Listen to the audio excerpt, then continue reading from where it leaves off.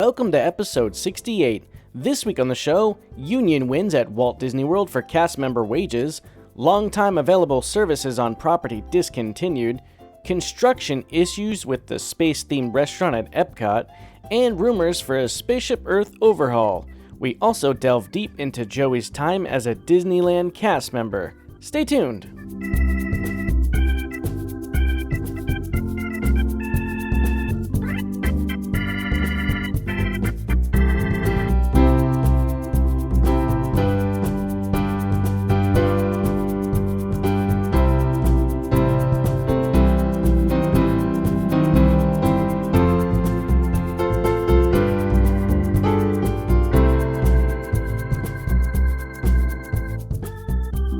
Gosh, are you as excited as I am? Huh? Well, wait no longer. One Little Spark podcast starts right now.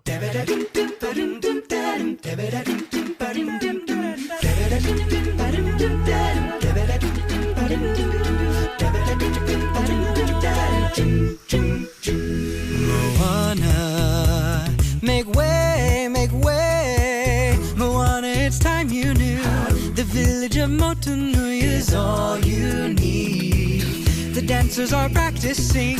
They dance to an ancient song. Who needs a new song? This old one's all we need. This tradition is our mission. And Moana, there's so much to do. Don't trip on the taro root. That's all you need. We share everything we make. We joke and we weave our baskets. The fishermen come back from the sea. Don't walk away. Moana, stay on the ground now. Our people will need a chief, and there you are. There comes a day when you're gonna look around and realize happiness is where you are.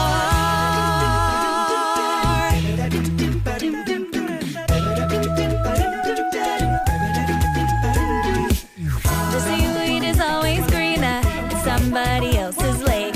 You dream about going up there, but that is a big mistake. Just look at the world around you, right here on the ocean floor. Such wonderful things surround you. What more is you looking for? Under the sea, under the sea. Darling, it's better down where it's wetter. Take it from me. Up on the shore, they work all day. Out in the sun, they slave away. While we devoting full time to floating under the sea. Under the sea. We make our nets from the fibers. The water is sweet inside. Nobody feed us, fry us, and eat us in fricassee. We want the land folks love to cook. Under the sea, we off the hook. We got no troubles, life is the bubbles under the sea. Consider the coconuts, the trunks and the leaves. The island gives us what we need. That's right, we stay. We're safe and we're well provided. And when we look to the future, there you are. You'll be okay. In time you'll learn just as I did. You must find happiness right where you are.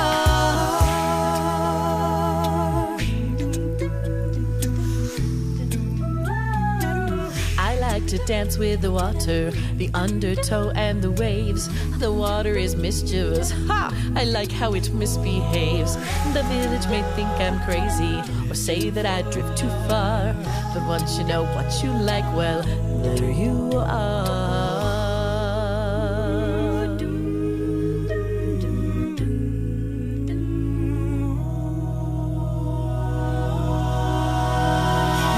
We make our nets from the fibers. The water is sweet inside. We use the leaves to build fires. We cook up the meat inside. The village believes in us. The village believes. The island is where we and no one leaves. So here you'll stay. Your home, your people beside you. And when we think of tomorrow, there we are. People to guide you. We'll build our future together. 'Cause every path leads you back to where you are. You can find happiness right where you are. Where you are.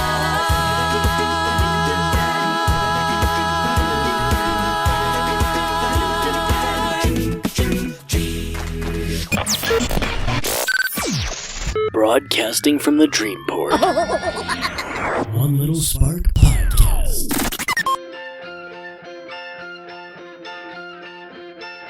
Welcome to the show that brings you the latest Disney news, rumors, and opinions, immersive in-park audio, ride-throughs and happenings, and interviews, attraction histories, and fun top 10 lists. Your one stop for all things Disney. One Little Spark Podcast. And now your hosts, Rich and Joey.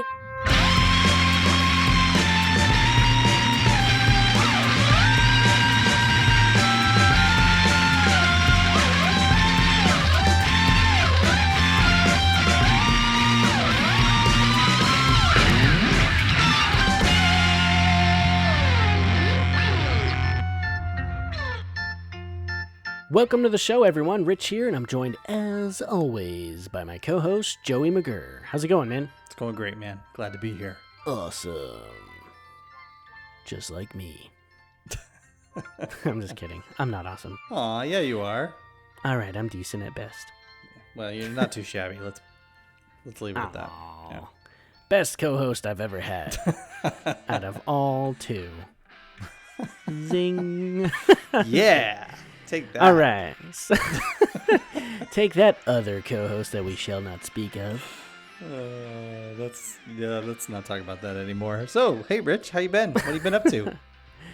I've been pretty good. I actually got 2 prints that I bought recently, finally framed. Well, actually, one of them I bought like months ago and it was just sitting in the room like against the wall. But if you remember that print I got at Epcot with Figment and Mickey Mouse in the same portrait, I guess, is the same print. Mm-hmm. No, Joey? Mm-hmm. No, I don't know what you're talking about. Did you put it on Facebook? Yes. Okay. That one. In front of the Imagination Pavilion. Yes. Figment's like sitting on Mickey's head. I got that framed. And then I had another one I actually bought at Disney Springs about 2 or 3 weeks ago with Figment kind of looking over Epcot in a... I'd have to take a picture of it and show it to you guys on social media. But it's Figment like looking over Epcot with Tinkerbell randomly next to him. I don't know where she fits in, but I really liked it. And I also got... Oh, God. I'm going to have to take pictures of these, but... I splurged on some other ones. I don't know why I've been going like print crazy lazy lately, but I got like these like old school looking posters based off of the pavilions at Epcot. They look straight out of the 80s, and I love them how they look. So I'll have to frame those and get those put somewhere, and that's what I did this past week. So I know that you have a house full of activities lately. So did you ever get that recording done? No. You're talking about the music? I am. Yeah, no, and I listened to the last episode, and I appreciate you just Kuchin. finding. There you go. Very good. Yeah. I haven't gotten a chance to record her. We've just been running around, and she has not been practicing much. And the one time that I was here when she was practicing, I was juggling 2 or 3 other things and couldn't pull out my microphone and record it. So. Well, it threw me off when I was doing the research because it's spelled like C-U-Q-I-N or something like that. I'm like, okay. But I found it, and it's crazy that, the different cultures, that's probably normal for them, and over here we're like, what is that? Yeah, and she was teaching me a little bit of Chinese, and you could have a word that's spelled, C-A-T, right? And that's a Chinese word, but it's actually like 6 different Chinese words, because you might say cat, or you might say cat, or you might say cat. And she's walking me through these, and one might have a dot over it, one might have a pyramid over it, one might have a line that goes down, one might go up, and she's writing it phonetically, like just trying to get me to understand. So you might say cat, but and mean waterfall, but you're really saying butterfly, or and even though you're saying in English we say the same word the same way and it means 13 different things. Over there they have a different way of saying the exact same word that means the exact same thing they want you to know what they're talking about. It's very, very complicated. And so, and my brain was, I think it got a fever or something, and it had to take a day off work after she gave me about a 45-minute Chinese lesson. So yeah, it's challenging. And Overload. I'm excited to learn Overload. more, but yeah, it's hard. Well, that's fun, though. It's different. I know you probably have never practiced Chinese until now, right? Or what is it, Mandarin or Yeah, there's a couple Cantonese? of different. Cantonese is one. That's the main Chinese dialect or language that they speak in Hong Kong. Cantonese is southern China for the most part, and then Mandarin, which is similar to Cantonese but different. Kind of like Portuguese is the Spanish, from what I understand. Yeah. Mm-hmm. Because even Rihanna would tell me that she can speak Cantonese, but she doesn't speak Cantonese. Like she doesn't, she speaks and writes in Mandarin, but she can understand Cantonese. She can even understand Korean and Japanese because she says they're close enough that she can kind of make it out. She was explaining to me what the lyrics to Gangnam Style, which was hilarious because that's in Korean, but she's like, I kind of understand what he's saying, so she was explaining it to me, which was fun. But yeah, Mandarin is the language, and Mandarin there's a classical or ancient Chinese version, and then a modern or simplified Chinese version. And so, yeah, there's a lot to know, man. I don't want to get into that deep well, but I am learning, and hopefully someday when we can go to Shanghai or go to Hong Kong and actually understand what the heck Tony Stark is saying when we're riding the ride, or Dreamfinder, whoever's there. Think about the different dialects of English, too. You got, like, English and American English, and then you have Australian English.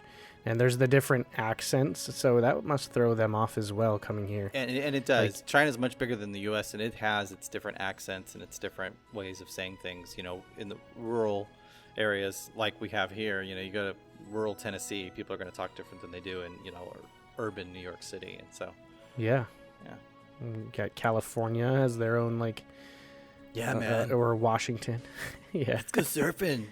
My name's Chad. 5 a.m, man. Yeah. Mahalo. That's when you catch the best waves. It's so chill. Mahalo. Namaste. Joey, so it was actually exciting in the past few days. I got to meet Jennifer Galambos for the first time in person, and she's been on the show. We've had her on a bunch. She contributed at some point, and it was awesome. She's really cool. Oh, that's great. And I also got to meet Jeanette from the Geekin community as well. And, of course, Holly. So she's always awesome and fun to hang out with. It's actually surprising how often that we've hung out because it's like every major event. So it was like Epcot 35. We saw each other. We saw each other in the last... great movie. The great movie ride, the opening of Pandora for the pass holders, and we're actually going to be doing a 5K in November together. That's awesome. Remember the one that they challenged me live on the air? I do remember that. Well, I was like, all right, and I forgot about that. I'm like, crap, that's like a few months away. It was like a year ago when we signed up, and I'm like, I better start running. That's so funny. So that's exciting, and it was a lot of fun. I went to the Magic Kingdom, and they weren't there yet, so I'll run through kind of my night. It wasn't that bad. It was typical Florida mugginess. So I showed up, and someone on Twitter had added me, and they were like, hey, we can't wait to check out your show. And I was like, cool. And I looked at their profile because I kind of check everyone out whenever they're adding me to make sure they're really a Disney fan or some random person trying to get more likes or whatever. So I look, and it's like about like gluten-free snacks and meals at Disney or something. And I'm like, okay. And I said, what's your favorite snack? And they said to try the Mickey Red Velvet Cake Pop. I'm like, I've never had that, so I'll go do that. So I drove there, and it's about an hour away, and I show up, and I still had to wait for Holly and Jennifer and Jeanette, and so I'm just sitting there. I'm like, okay, well, I might as well go buy that. So I walk in the confectionery, I get it, and it's all Halloween themed. Everything in there, even if you had a favorite treat, it would be there, but just kind of themed towards Halloween. So I tried it, and I got the photo, and it's on social media. It was pretty good. I'm not like the biggest sweets fan, so it was still pretty good though, and just small enough to where if there was any more, it'd be too much. Yeah, I understand that. It's crazy, all of the different sweets that have been popping up on Instagram, the cupcakes and everything that they're coming up with. It's like, It's like they've got some guy, all he does over there is invent new things every day for them to promote. Yeah. I mean, what a job, though. That must be.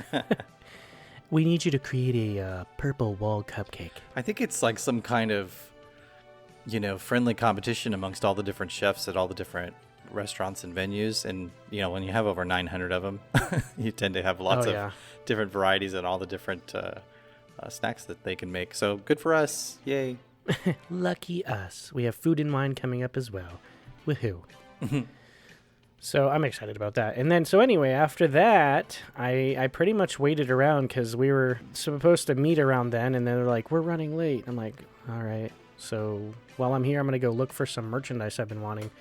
Did I find any of it? Oh, what were you looking for? I was looking for, it's a pass holder backpack called, I actually don't know if it has like a specific name, but it looks like one of the lounge fly backpacks. It was all black. It's for pass holders, and it has a bunch of like pictures on it with Figment and a couple other images from the property. There's a Disneyland version as well. Now, these have been sold out forever. They were there at Epcot and Magic Kingdom for a few days and then gone. And now they're just not there.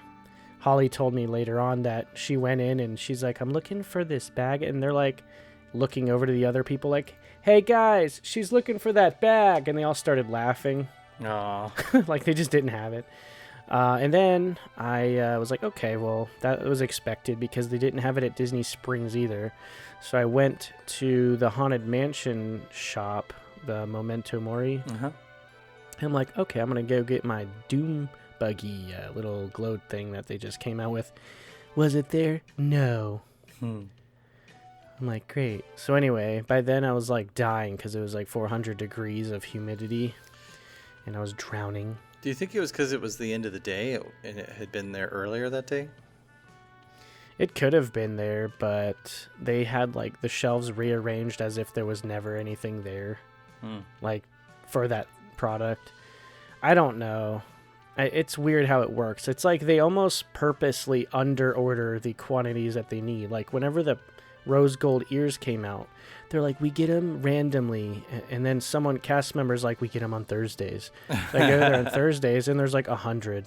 I'm like, why wouldn't you just order like 80,000 of them instead of just this short quantity and high demand crap? Like then people like just don't get it. It's like you're making zero money instead of selling them.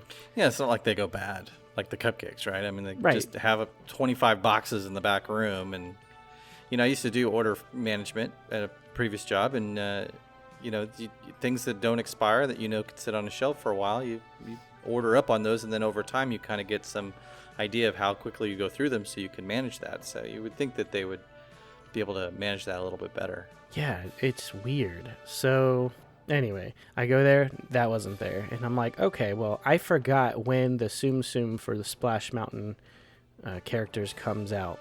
Or if it came out already, I don't know, I forget. So I'm like, I'm going to go check that out. And that was around the time when, Happily Ever After was going to start. I'm like, well, I'll check it out afterwards. So I go and got a decent spot right there. I'd say like 50 feet from the partner statue. And the show started, and they were texting me like, we're going to miss Happily Ever After, but we're on our way. And I'm like, oh man. Okay, but still, this show's amazing, so I'm going to watch it. And, Joey, I think we spoke about this, like, probably a few months ago, but I was standing there, and these two, like, a mom and a daughter came up, and they had clearly never seen this show. And it was actually, like, entertaining for me. For one, the show was awesome. But two, because they were making comments, like, they said they've never seen it, like, to each other. And I was just listening in, and they were, like, basically so like taken aback by how amazing the show is, and one of them was crying. They're like, this is so emotional, and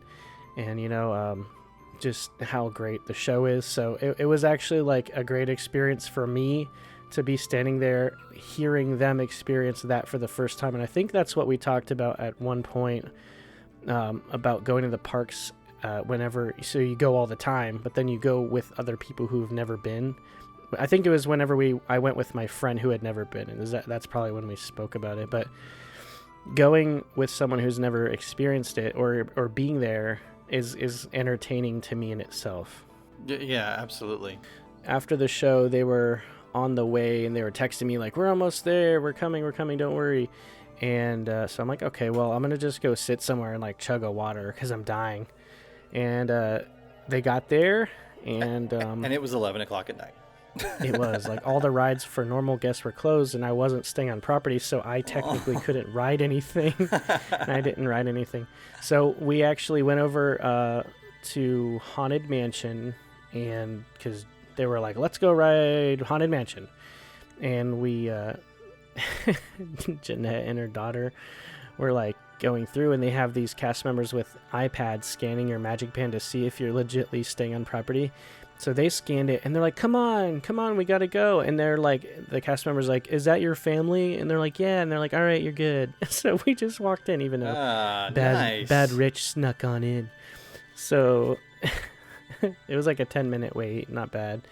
Went on Haunted Mansion, and I love me some Haunted Mansion. And then after that, we tried to go ride Splash Mountain and kind of do the old sneakaroo in there as well. And it was closed. So I'm like, well, I don't get to check for my Tsum Tsum. But, oh well. So that's a 0 for 3 on the products that I wanted. So yeah, but you got to sneak on to a ride after Yeah. Magic Hours. That's pretty good. Now I'm going to get banned for life because the Imagineers are listening. Disney security. Or they're gonna ban you and take back your coin. You don't. You can't have this, you dishonorable person. Oh, that's so funny that you say that, because that ties into a story I want to talk about during the main segment. But I'll wait to talk about that till we get to it. I also met up with Lewis and Kat from Diz Down Under, which was awesome. Yeah, you guys sent me a nice video message, kind of rubbing it in. Thanks a lot. Yeah, it was fun. What are friends for? We met up at Hollywood Studios in Road Tower of Terror, and then we went and grabbed lunch. We did Muppets and Star Tours, and then watched Fantasmic. So they actually said that this Fantasmic blows Disneyland out of the water, which is surprising because I've always heard the opposite of how ours is dated and needs to be updated ASAP. So that was a fun day, and so they're wrong. Yeah, I don't know. I'm not sure because I've never seen the other one, and I refuse to watch it until I actually go there, hopefully in the next few months. So anyway, that was a lot of fun, and it was cool finally meeting them, especially when they live literally around the globe. So anyway, that was my week. How about you? Business has been kind of blowing up around here, and I've been running it like 80-hour weeks, just trying to stay on top of everything. Cha-ching. So been focused on that, but it's been exciting and fun and good. And my wife informed me that if I close another big client like I just did, then maybe I can get to go to D23 next year. So knocking on wood, hoping that happens and manifests into a Disneyland trip for the two of us next summer. That'd be awesome. Yeah, I'm hoping for that for you because of the business aspect as well as the trip. Yeah. So not a bad week. That's cool to hear that. You know, it's something I talk about a lot on the show is like how great of a person you are, Joey. You're, you know, changing kids' lives at camp. You're taking in amazing, like, what are they called? Savants almost? But she's not a savant. It's like she's insanely smart. Chinese girl. And that just, it still blows my mind. I had listened back to our episode, and it's crazy, you know, hearing her play that other night whenever we were recording. But that's awesome. And then hearing about all the things you do, like your family trips and everything. Stand-up guy, Joey, stand-up guy. Thanks, Rich. That's why later in the show we'll be hearing about your beginnings. My wild youth. You went crazy. Yeah, there's stories I didn't put on the list because I figured they'd be a little bit too wild. Oh, it's a PG show. I already have that family tag on iTunes, so we can't change it. Nope. Joey, you got a tweet from I did. someone. Now, tell the listeners, because not everyone has Twitter. A lot of people are like, I don't like Twitter, or I don't do Facebook or Instagram. So everyone's all, you know, kind of random on what they have. So tell the listeners what the tweet said and then the reason for this week's episode. Okay. Yeah, so we were talking about episode 66. You had posted the link to the show on Twitter, and where we talked about Liberty Square. And I think I had mentioned in that episode, I must have mentioned something about working at Disneyland, the time I worked at Disneyland 20 years ago. And one of our listeners, Kat, on Twitter, I don't know how you say, I think it's Lukey Mag, at Lukey Mag on Twitter, LUKEYMAG. So, Kat, I apologize if Lucky? I think it's Lucky, but wouldn't that be CK? It's Lucky, but without the C, so it gets, I don't know. Right. Lucky Mag, or Kat, K-A-T. She writes, FYI, on any given day, I could listen to a whole show of Joey talking about working at Disneyland. So interesting to hear behind the scenes stuff. So I thought I had been in touch with the guys at the Sweep Spot podcast. They're former Disneyland custodians, and they have a really great podcast. They're super fun to listen to. And I had been talking with them about a year and a half ago when I was doing the Disney Hack about coming on and talking about my experiences from 20 years ago when I worked at Disneyland. And so I made sort of a rough list of things that I remembered that I really enjoyed from my time there. And then we kind of fell off in communicating, and it never happened, and I never got to go on their show. So I still have the list. So I thought maybe we could go over it today if you wanted to. I guess. I'm just kidding. I love whenever you talk about that stuff, because I'm like I've said on the show, a big fan of how things work. I love behind the scenes. I love going on the tours. I love seeing how the tricks work and the show that Disney always puts on so greatly. And a lot of it is like, it's weird. It's like a lot of it's smoke and mirrors, but a lot of it is also technological advances and things that they've innovated over the years. So I always love hearing cast member stories of how things work. And yeah, this is a very exciting show for me as a fan of hearing about all that stuff. So I'm definitely excited to hear about that later on in the show. Awesome. Well, I'm excited to tell you the stories. And I want it to be, if I'm talking about something and you've got a question about it, because I know you haven't been to Disneyland yet, stop me and ask the questions. I'll try to relate it to Disney World so that you and our listeners that haven't been to Disneyland but have been to Disney World will have a better idea what I'm talking about. Definitely. All right, so that's going to be exciting to hear about all of your stories. Now, this is going to be a 2-part episode. So technically episode 68 and then 69 will be the same theme, because there's so much that I want to hear, so much that the listeners want to hear. And we've even had tweets about it online, messages like, we want to hear more about Joey. So we're giving you 2 full back-to-back episodes. Oh, yeah. That's exciting. So, you ready to get to the show, Joey? Yeah, let's do it. All right, we'll get to all that fun right after this.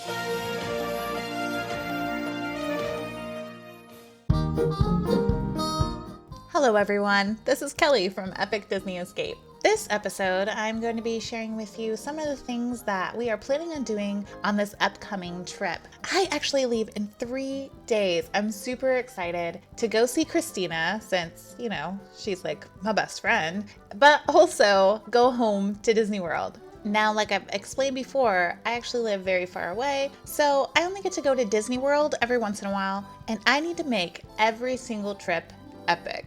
One of the ways that we do this is we have a running spreadsheet that Christina and I share, that anytime we hear about something new at Walt Disney World or something that's been happening that we never thought we would experience, we put the things that we really want to do on that spreadsheet so both of us can look at it and compare what we want to do. We also keep that spreadsheet for our schedule, for all of our booking details. Anything that Christina and I would be sharing is going onto that spreadsheet. And as you know, Disney World is always adding new things that you can do, so our list is getting very long. You cannot experience everything that Walt Disney World has to offer in one trip. You cannot experience everything Walt Disney World has to offer in probably 10 trips. There are just so many things that you can do at Walt Disney World, and so our list grows longer and longer. Some of the things that are on the list, obviously, we're going to try and do on this visit. One of the things we're doing to get 2 things off of our list is we are doing a split stay, so that way we can spend part of our time at one hotel and then part of our time at the other. I'm not going to tell you before our trip where we are going to be staying because, I don't know, there may be a creeper in this group. But these 2 hotels were on our list. They are both Disney hotels, and I'm very excited to stay at both of them. One of the other things that's been on our list for the last few trips, but we've never done because we rarely spend the afternoon in Magic Kingdom, we really want to experience the Hoedown Happening, which is kind of like a dance party with Brer Bear and Brer Fox and the Country Bears, and all of the Frontierland cast members come out and they dance in a party. Have you guys ever experienced this? Did you know it existed? And did you just happen upon it if you've experienced this? Or did you plan to go in and dance with the Country Bears? I feel like on this trip, we also have a lot of grown-up things that we're doing. We usually don't do a lot of grown-up things because both of us are moms. You have to have time off to do grown-up things. Well, we're having time off. We're going to Disney by ourselves. We should do the grown-up things that Disney has to offer. So we've scheduled in some nightlife that you can do at Walt Disney World. We're going to go to the Edison and experience the performances there. We're going to Kimonos to do karaoke. And we're also going to the Atlantic Dance Hall over by the boardwalk. One of the things that we're actually doing with her children, since she lives in Orlando and they can come and visit us, is we are going to the Fountain, which is an ice cream shop at the Swan and Dolphin. And we are going to be ordering the Fountain Funnel, which is kind of like the kitchen sink at Beaches and Cream, but she has 4 kids and her husband is coming and the 2 of us. We couldn't find a reservation for Beaches and Cream that was big enough for all of us to go. So this is actually an amazing backup. If you wanted to go and do the kitchen sink experience at Beaches and Cream, maybe you can go do the Fountain Funnel at the Fountain in the Swan and Dolphin. I'll let you guys know how it is. It's supposed to be very tasty and humongous, so I'm thinking it's gonna be good. Lastly, I just wanted to let you guys know about a meetup that Christina and I are going to be hosting in Hollywood Studios. On September the 8th at 2 p.m., we're going to be meeting with people outside of the Tower of Terror, and hopefully at 2:30 go on a ride and take up the whole elevator. If you guys want to meet up and go on the ride,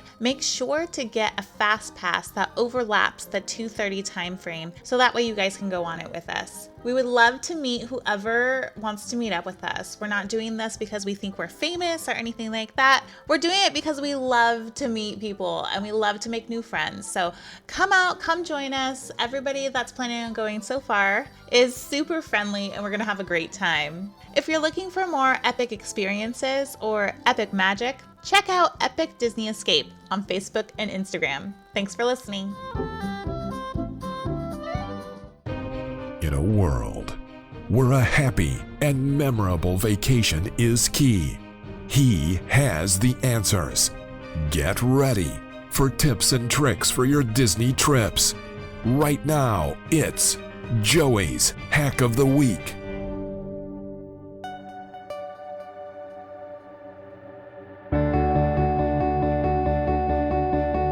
Rich, I want to talk to you today about food. I love me some food. I love food too, and I love eating when I go to Disney World. And this hack is kind of something that could help out those particular individuals who tend to have a little bit of a wild side and like to eat some interesting and unique flair when they're traveling with somebody who is really more interested in corn dogs and hamburgers. On our most recent trip, I scheduled us an ADR. For those of you who are not savvy with the Disney lingo, that is an advanced dining reservation through the My Disney Experience app at the Skipper Canteen, which, as you know, has a little bit of a more adventurous palate. Yeah, they're like, do you want octopus? I'm like, oh. Live wiggling on your plate. I don't think that happens, but they do have some pretty unique menu options there. And if you haven't seen it, go check it out. It sounded really interesting. And, when I travel, I always want to do something that I can't do at home, and these were some things I don't think I can get here in Austin, Texas, and so I went ahead and made it an ADR. It was a day. Originally, we had planned to do the 4-park in 1 day challenge, and then my wife said that sounds a little too aggressive. Eventually, I had to get fast passes, right? So 30 days out, I was like, well, let's just get fast passes for Magic Kingdom because it's going to be safe. And I figured since we're going to have fast passes at Magic Kingdom, let's get an ADR because that sounds safe. It's most likely we're going to be there. And so I went ahead and did that. And right before we had this particular day, we were not going to be traveling with the rest of our group of 8. It was just going to be my wife and my daughter and I, my 10-year-old daughter. And she was 9 at the time. And so I told her that if she wanted to, she could pick wherever we wanted to go because the wife already poo-pooed the whole 4 parks in one day thing that I had planned. And my daughter was like, awesome. And so she wanted to know, because I'd already had the fast passes and everything, so she wanted to know kind of, what we could do around all that. And the conversation around the dining came up. And my wife was like, what is this place you've got us signed up for? And she went and looked at the menu. And she completely nixed the whole idea of us going to the Skipper Canteen. I had to cancel my reservation. We decided to go to World Showcase. We didn't even go to Magic Kingdom. We went to World Showcase. And we decided to go around the world and eat. We ate at Paris. We ate, at the American Pavilion. We ate we ate at several of the countries, not everywhere, but we ate our way around World Showcase. So that's where we ended up eating. So, I remember I had a steak at Rose and Crown, which we walked in and got a table out on the water. It was fantastic, and we didn't have a reservation or anything. So it turned out to be a wonderful day. So let me get back to my hack, and the hack is before you make any dinner reservations or ADRs or breakfast or anything, make sure everybody in your group is going to be okay with where you're signing up to go. I actually made a breakfast reservation for the family to get us into Epcot an hour before the park opened, and I learned later that somebody in our group didn't really care for the options that we were given at the Garden Grill. They didn't want the Mickey-shaped waffles and the scrambled eggs or whatever. They wanted something a little different. So, interview the people in your group and find out exactly what they're interested or not interested in eating, and leverage that information. Make sure you do the questioning long before you need to make your ADR so you can get them well in advance so you don't miss out. But make sure everybody in the group is going to be happy with where you're eating. It's probably unlikely that you're going to please everyone, but if you can, it's going to make it a much more pleasurable trip. Wouldn't you say, Rich?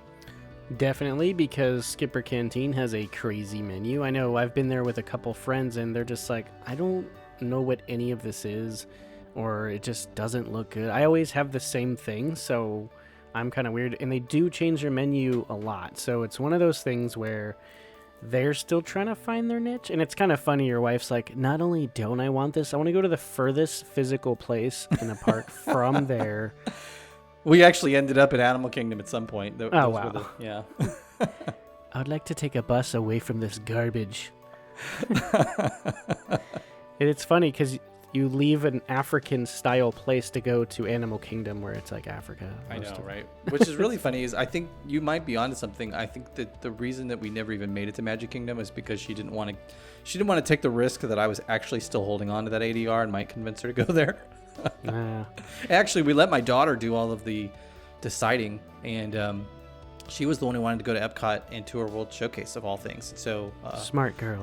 That was where we started our day. That was incredible, and I don't know if she'll ever do that again. I think she was expecting more than what she got, but I'm glad we got to do it. It was a lot of fun. It was a good time to spend with the family.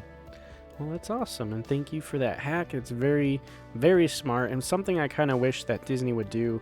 Yes, we have the convenience in our pockets. Most of us have a smartphone, and they have on the My Disney Experience, they have the menu, but it doesn't show you photos. And I'm like, okay, well, and half the stuff they put is like stuff you've never heard of, and you're like, thanks Disney, and I don't even know what that is, and I have to go Google it. Like, I kind of wish they had the photos of the food on there, but maybe later they will.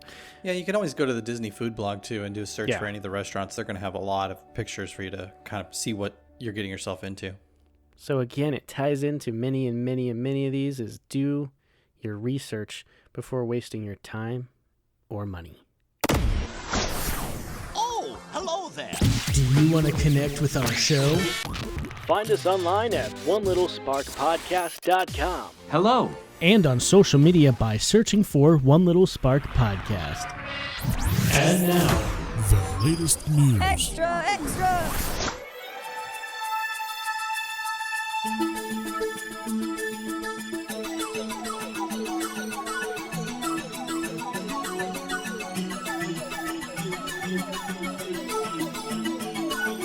This week in the news, recently Disney and the Service Trades Council Union announced an agreement to raise the minimum wage to $15 an hour for the 38,000 union workers at Walt Disney World. Under the agreement, the minimum wage for union workers would rise to $11 in December, $13 in September of next year, $14 in October of 2020, and $15 in October of 2021. In addition, union workers will receive a $1,000 bonus. Cute. Union employees are set to vote on the agreement in September, which is this week coming up. And Robin Almond, Vice President of Labor Relations for Walt Disney World Parks and Resorts, had this to say. We are thrilled our cast members will have the chance to vote on what is one of the highest entry-level service wages in the country. This represents a 50% bump in pay, bringing starting wages to $15 an hour by 2021. The Service Trades Council Union and Walt Disney World have been negotiating on this new deal for over a year now. So I think it's kind of awesome because Disneyland just had theirs announced recently, and finally all of these cast members on the East Coast will get a decent wage. I'd say $15 is pretty good. It's still, not the most considering the area is pretty high over there near the parks, but better than $10. Well, and this is a $15 minimum wage that Right. So if I'm just pushing buttons on a cash register and they just hired me and I'm 18 and right out of high school, I'm going to make $15 an hour? Well, there's also that Disney cast members, they go through a lot of crap. Let's be honest. I mean, you have the guests, the heat, the long hours, the extended hours. How about every event that goes till 2 a.m. or early hours? And then you have to be pretty flexible. I mean, I know whenever you get hired, they're like, we need you to be available every day, all day, at every time. Screw holidays. Well, they're open 365. Have a magical day. Yeah, I mean, on the one hand, it's like you know what you're getting into. You know what you're applying to. It shouldn't be a surprise. But on the other hand, you have bills to pay. And it's like they want to work there. They want to make magic for people and create those experiences or just have a job. But you need to also pay bills. It's not realistic in this day and age to make $10 an hour. Well, that year that I worked there, my day off was Thursday. And if I remember correctly, Christmas Day and New Year's Day and obviously Thanksgiving all landed on a Thursday, but they moved my schedule around magically to make sure that I ended up working that day. Yeah. They're like, it's Wednesday. You forgot. They were like the boss in Office Space. They were like, yeah, we're gonna need you to take Tuesday off and come in on Thanksgiving. Yeah, you'll have the day before everything, and then you have to work Christmas Eve day and after, so you couldn't even play with your new gadgets or whatever you got for Christmas or whatever. Lame Disney, lame. Nah, but anyway, I hear actually it's really a nice environment there. They do the best to make it not the worst because they have to be there, and it's I think the busiest day at the parks is Christmas Day, right? Yeah, I think so. Yeah, Christmas or New Year's. Yeah, those are the two busiest. That and 4th of July. Those three. So, yeah. I have a love-hate for 4th of July and New Year's at the Disney parks because of how amazing they are, but how insanely crowded and nightmarish they are at the same time. So anyway, that's good for those union. I don't know why you wouldn't be in a union unless you didn't have an option to. I don't think you have the option. Yeah, they're like, you're forced to... I think that's the rule. Yeah, I think you have to be. When I worked at Disneyland, I was union, and I didn't want to be, but I didn't have the option. They're like, well, yeah, you do have the option to not, so all you have to do is sign this resignation paper. Yeah, right. Actually, I had the option to not get the benefits. I still had to pay... for them. For the dues for it, yeah. So I still had to pay to have it, but I could have signed a piece of paper that said I opted out of the benefits of it. But they're like, you're still going to pay $100 a month, but you just can't go to the doctor anymore. Timmy Hoffa. Some kind of bummer news if you're into this kind of thing. Located in the marina area of Disney's contemporary resort, Sammy Duvall's has kept the original vision of water recreation on Bay Lake alive at Walt Disney World, but this is about to come to an end. Sammy Duvall's Water Sports Center has closed forever as of August 31st of this year, bringing an end to the offerings of parasailing, tubing, wakeboarding, and water skiing at Walt Disney World. No Kinda more crazy. alligator snacks. Oh, too soon. Too soon. Yeah, that's all right. You could delete that. I probably shouldn't have said that. Nah, it was 2 years ago. It's fine. Sammy Duvall's also offered personal watercraft rentals, but those are still available departing from other resorts. It's unknown if the location will reopen at some point with new management, Disney, or some other third party. I don't see, unless sales are like drastically declined, I don't see this going away forever, because you see on those old Disney like pamphlets and posters of like someone water skiing. So that's kind of a bummer, I guess, if you're into that I stuff. wasn't going to be going Water skiing? Yeah, water skiing anytime soon down there. So I don't think I've ever seen anyone parasailing on property, but maybe they did. There was a time. It's like way off in Bay Lake where you couldn't really see. Yeah. Moving over to Epcot, the new space restaurant at Epcot was announced at the D23 Expo in 2017, which we covered. And recently, construction of the new table service establishment began. The restaurant is located on the right side of Mission Space, in between there and Test Track. If you've ever stood anywhere near the Test Track building, you can easily hear the cars traveling by at over 60 miles per hour. Yeah. And you can hear that a ways away. Apparently, this is so loud and forceful that it's currently unclear how they'll keep the noise and reverberations from the Test Track cars out of the fully enclosed space restaurant. The project is not currently being designed or built by Walt Disney Imagineering, but rather by a third-party company. This company hasn't yet figured out how they'll keep all of this noise or reverberations out of the restaurant due to its proximity. They're like, what do we do now, Jim? It sounds like a rocket rod situation. Yeah, they're like, this area over here isn't very sound. That's why they had to get rid of the attraction that was there before. They could build a soundproof wall. Yeah, that's what I don't get. They're like, what do we do? I'm like, put some sound barriers there. Yeah. I mean, or blast the music. There's that too, you know. I mean, turn up like space noises or music. Well, it's supposed to be like a space themed restaurant. Put some rockets on the screen going by when the building rumbles. Every time a car goes by, it like sets a projection of something like zooming by on the screen. How awesome would that be? Yeah, it's like a double usage. Little flyby, little Maverick flyby the tower. It sounds real and familiar. It's every 4 seconds.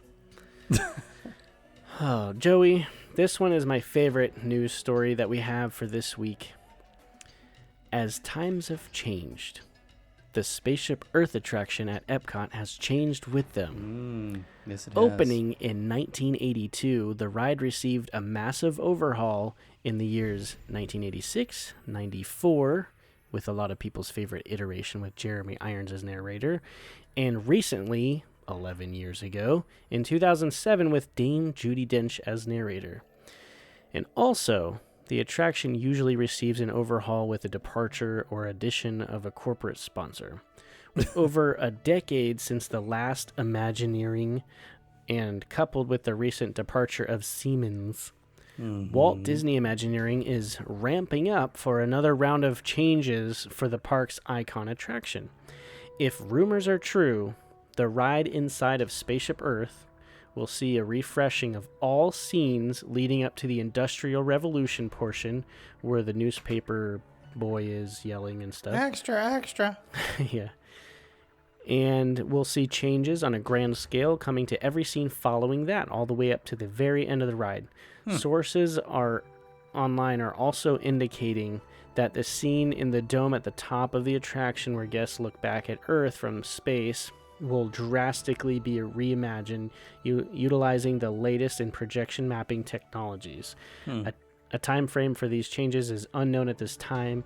It is also unclear if there will be a new corporate sponsor or if Disney will be the one paying for everything to fix Spaceship Earth. So this is all part of the reimagining and overhaul of Epcot. Changes are already visible in Project Tomorrow post-show at Spaceship Earth, where new signage and lighting has been installed to replace the old. They changed the lights. They changed the light bulbs. Goodness new. Refurb complete.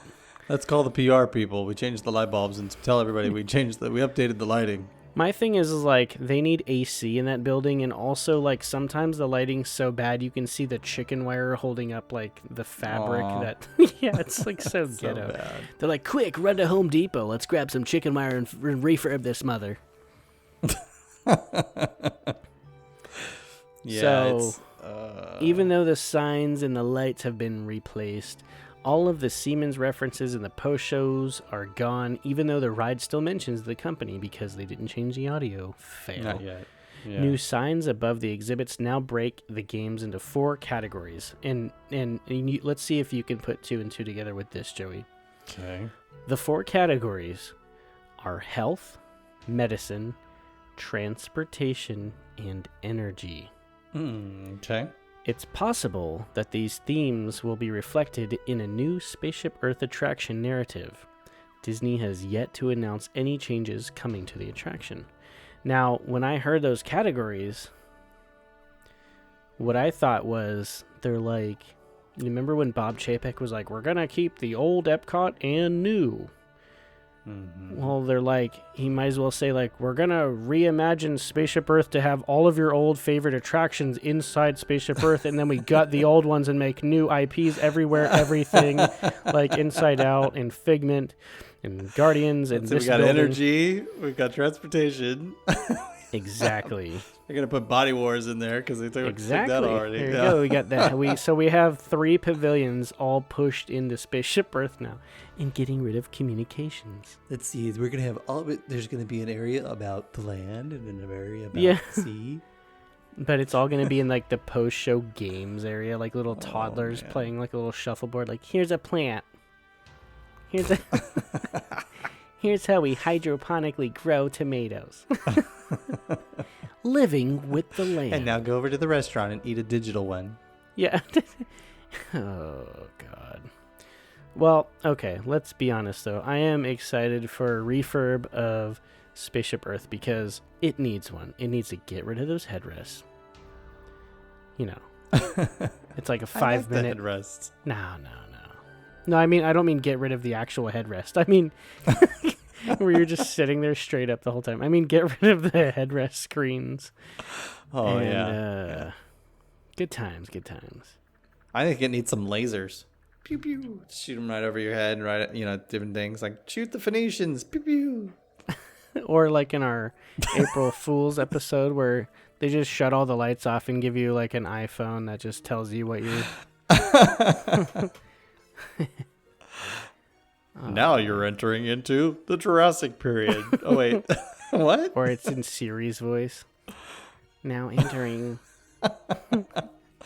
the Steve Jobs era. Oh, good times.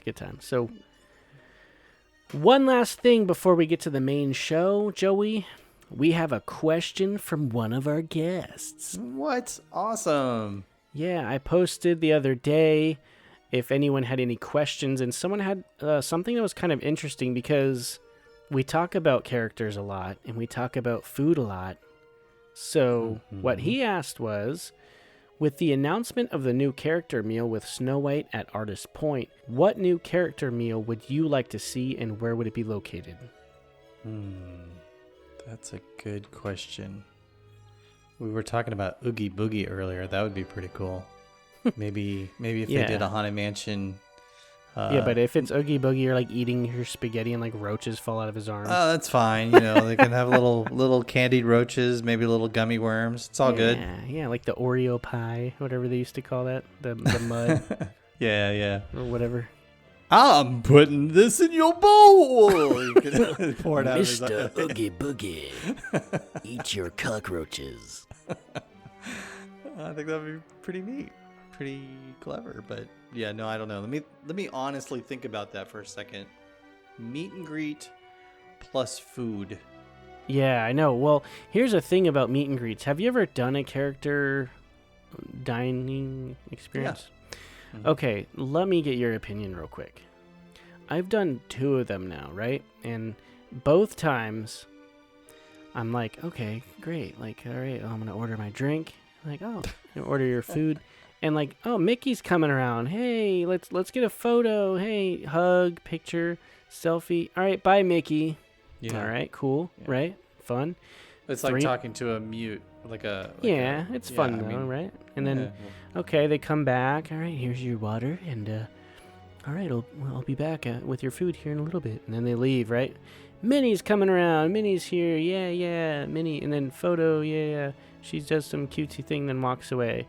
Then it's like, okay, like 5 minutes later, you're still waiting on your food. Chip and Dale come by, and they're like, oh my God, they're doing silly stuff because they're Chip and Dale. and then they leave. And then like 20 minutes later, Mickey comes around again as if like he never saw you because it's a different set. Because he hadn't. Right. I mean, he had friends with Mickey. He's like, oh, a new guest. Let me go there. Well, he met a lot of people since then. So he forgot. It's like meeting you again for the first time. He's all over all the parks all over the world at the same time. He's so magical. But then, like, you're still waiting on your food, and then, like, Minnie comes around again.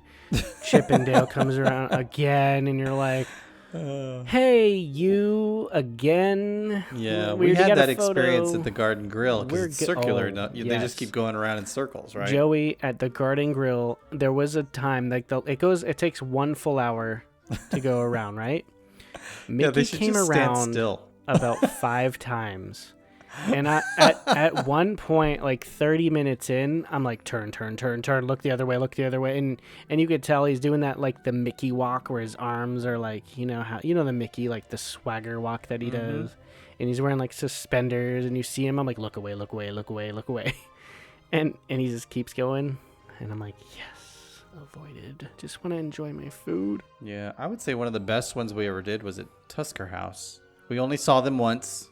And they staggered them, and they had their cute little outfits on, and the kids, that was the first time the kids had ever done character dining, and they just loved it. And they had their books out to get the autographs. That was really good. But yeah, we had the same experience at Garden Grill where they showed up like, it was like, hey, it's good to see you again.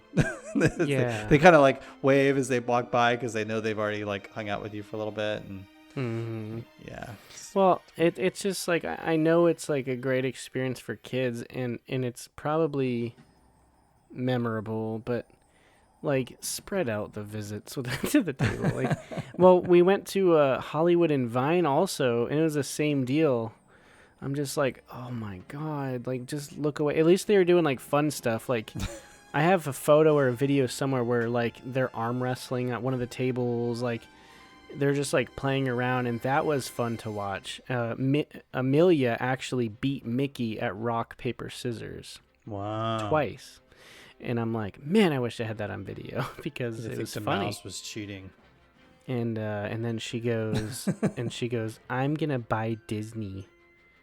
And Mickey like looks at her like, oh really? And she's like, I'm gonna buy Disney World. And then he did the whole motion like, okay, well, there's that. And then he just kind of like treated her like the new owner. It was really funny. But anyway, character meet and greet. I don't know, Joey. I was at first thinking like Dreamfinder, because that would be like super interesting, like a deep conversation about like you'd come out of there like crying, like my whole life's path has changed. It's like trying to recreate where you are in life and your dreams and why you aren't establishing them. That'd be awesome. Yeah. No, it'd be kind of like having a lunch with an Imagineer, which you can do also. That would be very cool. Dreamfinder would be great. We should have this as a show topic of like who we would like hang out with. Who'd be annoying is Seeker from Dinosaur. He's like, hey pal. Like he'd be wanting to show you stuff like that's not interesting probably. He's like, hey Joey, come look at this. Hey, look at my pocket. I got science. You're like, I know your name's Seeker. He's like, come on, it's Seeker. Come over here. We're in. I hacked into my phone. I used the code I put in it when I bought beep, it. boop, boop. We're in. 3 buttons. So do these have to be characters from attractions? I'm assuming, or probably any Disney character. Any Disney IP, I would imagine. Black Widow, I wouldn't mind having dinner with her. You know what I'm saying? You know, what'd be kind of cool is, what would be kind of cool is like you're eating dinner like in a setting kind of like where Sunny Eclipse is, but there's like a stage show of the Guardians of the Galaxy just like doing random crap. Like, not a performance, like singing. Just dancing and all the late 70s rock. Not even that, just kind of like just doing funny things because it's entertaining. little Star-Lord stand-up humor. Yeah, because he's. I saw this thing the other day. It was Guardians of the Galaxy actors with their younger actor equivalent, and so it was Chris Pratt with the little kid that plays him in the first movie, and it was Zoe Saldana with the little girl that plays her in Infinity Wars, and then it was a picture of Vin Diesel standing next to a tree. It's funny. It was great. I gotta find it and post it online. It was, Drax. I wonder what he looked Groot, like as a kid. Groot would be fun to have a meal with. That would be pretty cool. Yeah, but that's like no conversation. You know, it'd be great is if they had a restaurant on property and the name of the restaurant is I Am Groot. And it's only run by Groots. And all the menu just says one thing. Like it's like cruciferous vegetables or something. Here, have some Brussels sprouts and broccoli. I Am Groot on I Am Groot. Make sure it's medium. At the side of I Am Groot. Yes, I want that. It's by picture only. I would do... Let's see. Let's be realistic. Which characters... It's usually like the princesses and the Fab Five. Yeah. And Winnie the Pooh. Yeah. Blah, blah, blah. That's who people want to... they focus grouped this thing, right? I mean, they know who people want to dine with. They don't want to dine with the Aristocats. Or Mowgli and Baloo. I mean, they're cool, but I don't want them over for lunch. Yeah, like Tarzan, he's like half naked, like next to your food. You're like, nah, bro. Yeah, I know some ladies that wouldn't mind a Gaston Tarzan. Sit on my lap. Yeah, let's eat some muffins. But Mary Poppins would be cool. Yeah, I feel like she'd be like trying to make you tidy, like not wearing your napkin on your lap, and like spit spot. Yeah, like slapping you with her her umbrella folded in, like slapping your arm with it. You can have practically perfect pancakes or something. I mean, like they can have some fun with that. Bert in his like yellow, orange, red suit, in like his bad English accent. Hello, Governor. Top for the morning, Mary Poppins. Constable. The bottommost rung. We need like a whole episode where we just talk like Bert and just say like one-line things and laugh. Yeah, and our listeners from England are like, stupid Americans. Can't ever get it right. That's probably what they do. Subscribe. Yeah. Every time they hear the park etiquette, they're like, it's funny, but not with that garbage accent. All right, well, I don't know who I would have as a character, meet and greet character. There's so many options. Donald Trump? No. You'd be like, big, beautiful attractions all over Walt Disney World property. I'm going to buy this property. It'll be very, very good breakfast. Good property, good Disney, even though... Never mind. That'll go south. I know these people. My favorite attraction is the one I am in. You should have presidential pancakes. Oh, God. Well, that was terrible. Beautiful pancakes. I don't know. Brer Rabbit and Brer Fox and Brer Bear, I guess. Doing their antics. That'd be fun. Yeah, that'd be fun. I don't know. With a little southern flair. Yeah. I want to hear all about your time at Disneyland. So let's get to that list. What do you think? Sounds great. Let's do it. You got a bunch? Oh yeah. Well, enough for 2 episodes, so I got more than we can do in one episode. These people are not going to stick around for all of this at one time, so we should definitely break it up. All right, well, we'll start with the first 4 hours, and we'll get to the second 4 hours next time. Sound good? Excellent. Nah, it's not that long. All right, let's get to that right after this.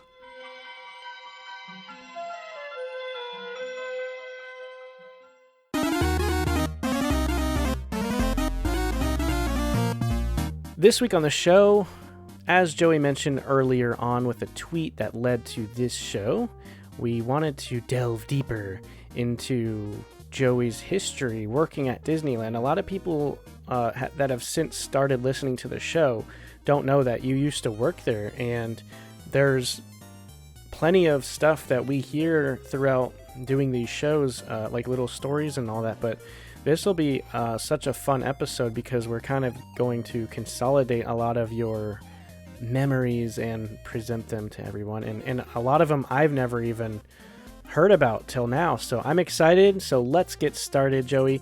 Let's start by telling the listeners what exactly you did and how you got to work at Disneyland. Okay. Sounds good. That's a good place to start. Let's see. Boy, where do I start with this one? So I was living in San Diego and working 3 jobs. I was 22 years old. I had just gotten out of a relationship, and I didn't have any ties, and I really didn't like any of my jobs. And I was kind of on that precipice of, do I grow up and become a mature adult? I am in my 20s now. Or do I go have a little bit more fun before I finally put all that to bed and become a mature adult? And I decided to be a kid for another year. My plan was to go apply at Disneyland, get a job, and work there for 12 months, and then go back to college and finish up getting my degree, or start a business, or do something. I was really kind of set on starting a business. I thought maybe if I go to work at Disneyland, then I could move up to the LA Orange County area, and maybe I'd go over to the studio. I kind of really wanted to work at the studio and get into movies, and so I thought, well, if I worked Disneyland, maybe that would be a good way to get in at the studio. Of course, I was pretty naive and pretty stupid at 22. So I drive up there. I go to casting is what they call it, and at the employment office, and they have a board on the wall that lists all the jobs and the job rates that they're hiring for. And this was right at the beginning of the year 1997. And so I go in. Of course, it's January, but it's 75 degrees out. So I go in, I fill out an application, and I'm looking at the job board. And ride operators, they were like $4.25 an hour or something like that, and $4.50 an hour. And then they had, you can work in the kitchens for $6.75 an hour if you wanted to, flip burgers and hot dogs all day long. And that didn't seem too appealing. And then I noticed that they had custodial jobs that, you could do. And one of them in particular was graveyard custodial, or third shift. Night custodial, and it was $9.25 an hour if I remember correctly. And I thought, well, gee, for that kind of money, I could get an apartment. This is 1997's money, right?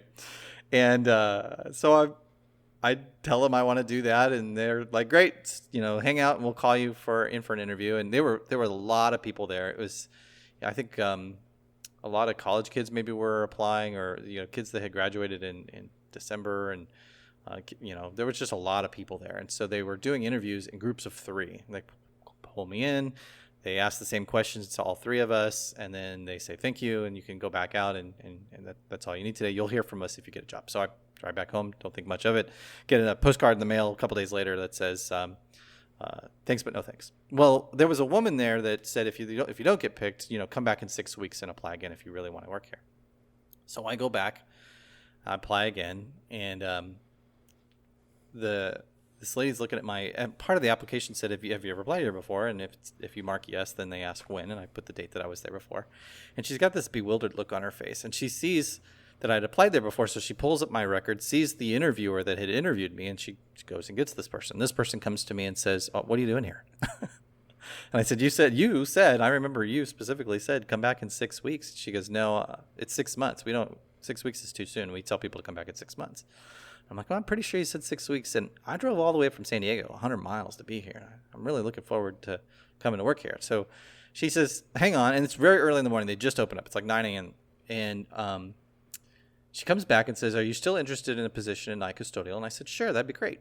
She says, have a seat. I'll have somebody call you. So somebody comes and gets me. They walk me down this enormous building. I'm rows and rows and rows and rows of cubicles. And they take me to this dark office way back in the back of the building. And there's this man in there. And I'm trying to think of the character in The Incredibles that always helps them out. He kind of works for the government. He's real gray. Yeah. He's kind of gray skinned. Man, I can't think of his name right now. And his eyes are kind of, under his eyes are all baggy and droopy. And there's this guy, and he's super tall. He's like 9 feet tall, and he's sitting behind a desk, and his knees are sticking up because he's just so large. And he leans over and he says, so you want to come to work in graveyard custodial? I could tell he had just gotten off work, right? And you could tell that he'd been working nights a long time. I mean, he had like the whitest skin of anybody I'd ever met. And the room even had like the lights were like dimmed, like the sunlight scared him or something, right? And and he looks at me and he says, if I ask you to jump in a dumpster and clean it out, are you going to give me any problems? And I said, no, sir, no, not at all. Because I'm 22 and I want to go to work at Disneyland, right? I'll do anything they ask me to do. He goes, great, you're hired. That was the interview.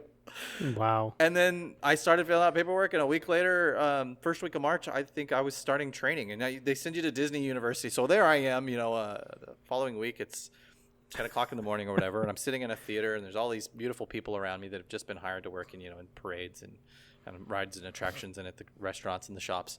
And I'm all eager-eyed and excited to be there. And, I do like 2 days of this. They call it Disney University, and they take you around and they show you the park and they talk to you about the culture and they tell you the rules and they tell you about your dress code and tell you got to shave and you can't wear tattoos and you can only have one earring and, telling you all the rules and stuff, right? And they kind of make it fun and it's so exciting. You're at Disneyland. And then comes day number 3. And day number 3 is my first night shift. And so I have to be at work at midnight. And I'm working midnight to 8 a.m. So I drive up from San Diego and leave my house at 10 o'clock. And I drive the 100 miles to Anaheim and park the car. And at the time, you could actually park in the back lot. Nowadays, they have this parking lot that's way off property. And you got to shuttle in. And you got to get to work like 40, 50 minutes early. So I get there and I park and I go in. And so I was kind of behind Toontown. There's a parking structure back there. And that's where I parked. And I walk, and they give me there's somebody there to meet me, and they get me an ID card so that it proves that I work there, and I'm able to go. I think they got me that actually, like in the first 2 days, I was able to get that squared away. So I go in, and I've got to change into uniform. So instead of going right into the park, I go into a whole nother building that's a big, giant warehouse where they store floats, but at the top of it is a locker room, a men's locker room. They have a ladies' locker room in a whole nother building. And they gave me a locker, and they gave me uniforms, these blue, instead of the white ones that you see, the daytime custodial cast members, I had a blue uniform, and they gave me a coat, and they gave me a flashlight, and they gave me a ball cap, and all I had to have was shoes and socks and a belt, and I was ready to go, right? So I show up, I change into my uniform, I'm super excited, right? I'm kind of like, remember Night at the Museum where Ben Stiller's he's like flipping the flashlight around, he's acting all cool because he's working at night as the night guard.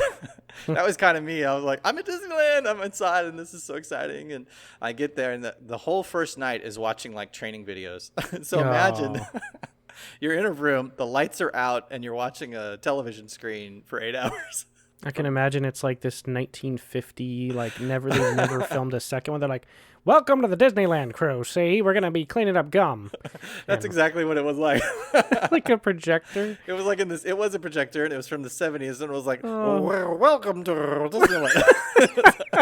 Had the flicker and everything. It was awesome. And it ends in the film reels like spinning and slapping the thing because it's done. But then you just see the white light. And nobody tells anybody because we're all asleep. Yeah, it's. I was there with a couple of other guys, and we became fast friends. One guy was driving in from 100 miles north from I want to say way out off I-15. I can't remember the name of the town, but yeah, so we kind of bonded over the fact that we had like a 2-hour commute to work every day, and he was like, "Why did you come to work here?" I'm like, "I love Disneyland. I've come here like every year of my life, and I'm an annual pass holder, I come here all the time." And I'm like, "Why did you come to work here?" He's like, "I honestly couldn't find a job anywhere else." Out of 100-mile radius, right? Man, Joey, I complain about my like 60-mile commute to the park. Yeah, and you drove almost 2/3 more than that, and nightly. I'm like, man, I have to drive 60 miles once every few weeks. Right. For fun. I had to do it because I had to do it.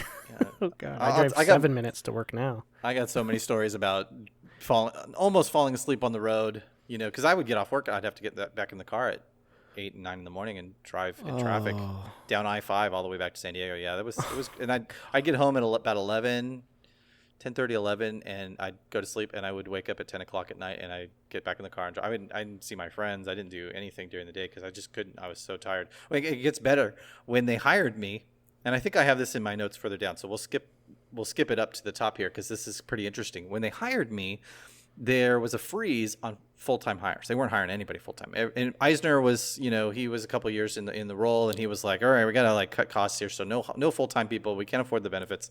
Everybody at the park comes in at part-time, unless you're actually hiring them in at a senior executive level management. Yeah. If you're coming in anywhere in the bottom, like most people, you're coming in part-time. Problem was they had a shortage. They needed people in graveyard custodial. Nobody was. I mean, I was an anomaly. Me and the 4 of the guys in training were it. Nobody wanted to work graveyard custodial at Disneyland. It just didn't have any glitz or glamour. Everybody wanted to work, the daytime stuff. And so anyway, the way that they made it work, according to California state law, was they could work me as much as they wanted for 4 weeks. But the 5th week, I couldn't work a minute over 36 hours. So I would work 6 days a week because they had to, by California law, they had to give me 1 day off. I had to have 1 day every calendar week where and they would sometimes work me like you do, 12 days, right? Because I'd have a Monday off 1 week and then a Sunday off the following week. And then I would just go straight through from, Monday and then that whole week and then the following week and then all the way up to the weekend. So there were many times where I'd do almost a 12-day run. But they knew they had a guy that worked in scheduling for custodial. He worked nights. He sat there in a desk all night long writing schedules. And I would be hosing down mats or something. All of the restaurants have mats that the workers work on. And one of my jobs there early on when I was a total noob was I had to drag all the mats out to where they had a hose with a spray nozzle, and I would pour soap on them, and I would have to clean every single mat off. And it would be hundreds. And it would be my job all night long. Move this mat to that pile and then clean it and then move it to the pile to dry, right? And that was all I did all night. And he would show up at exactly the moment I couldn't work any longer on the 5th week that I had been working I've been working around the clock, 8-hour nights for 6 days for 4 weeks. But on that 5th day of the 5th week, he was there right in the 6th hour, and he's like, all right, you got to punch out, and you have 8 minutes to do it or you're fired. So I'd be booking for the thing to punch out. So yeah, it was, and we would clock in and out inside the park. There was a custodial office behind Big Thunder. I don't know if it's still there. It was kind of like a portable, like a trailer. But what I loved about going to the custodial office was that's where I'd hang out with. That's where I'd kind of meet the guys I was going to work with for the night when I started working on the boat crew. We'll get more into that later. That was kind of where we would start. All the other people would meet sort of in their respective lands. But they had a coffee pot in the custodial office, and right above it was a sign that told the story about how when Walt told his wife that he wanted to have a theme park, she said, "Why would you want one of those? They're filthy." And his response is, "That mine won't be. That's the difference. Mine won't be." Right. And so that was kind of a real inspiring little thing. I would always look up at it. But the coffee pot, right next to the coffee pot, was filthy. What? No, it was good. It was clean. Oh. That's funny though. Right next to the coffee pot, they had hot cocoa packets and they had Chips Ahoy cookies.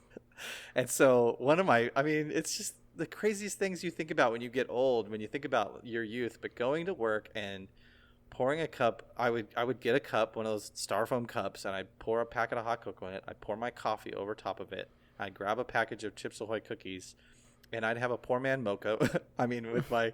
with my stale, hard cookie. But thinking back on it, that's one of my favorite memories. You're like, in 13 months, I gained 74 pounds.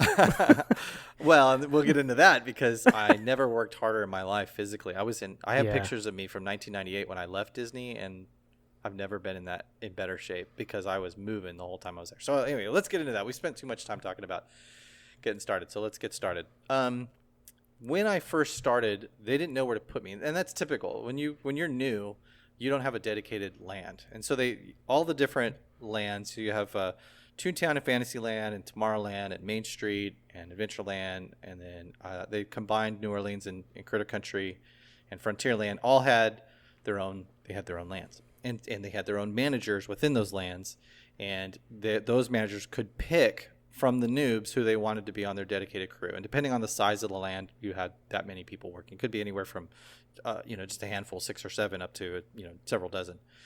And so they kind of sent me all over the place. And I think they do that to kind of test you out, see where you fit in, if you fit in with this crew better or not, or if a particular manager likes you and wants you on their crew. So I kind of got bounced all over the park. And that was so great. In training, they train you to do everything. Like one night in training, they sent me over to vacuum the entire Circle Vision Theater, right, which is a massive space. Because, if you've been to either Canada or the China Pavilion, you know how big that room is. And the best part is you can't exactly just cross the room. I mean, you can, but, they got those bars that go all the way across. So there's so imagine just crisscrossing that thing for 8 hours with a vacuum cleaner. Oh, God. That was my job. And it was like, okay, let's see how well you vacuum. Go vacuum the Circle Vision Theater. And so it was kind of neat because I'm like, I'm here and I'm the only one in the entire stinking room, and I get it for the whole 8 hours. And a manager would come by every 2 hours and check on me. But have you ever thought, like, if I just press the button, like, on that little box, I can watch the attraction as I'm vacuuming? Oh, man, I wish I'd thought of that. Because, I mean, really, if you're by yourself and it's just a film playing, really.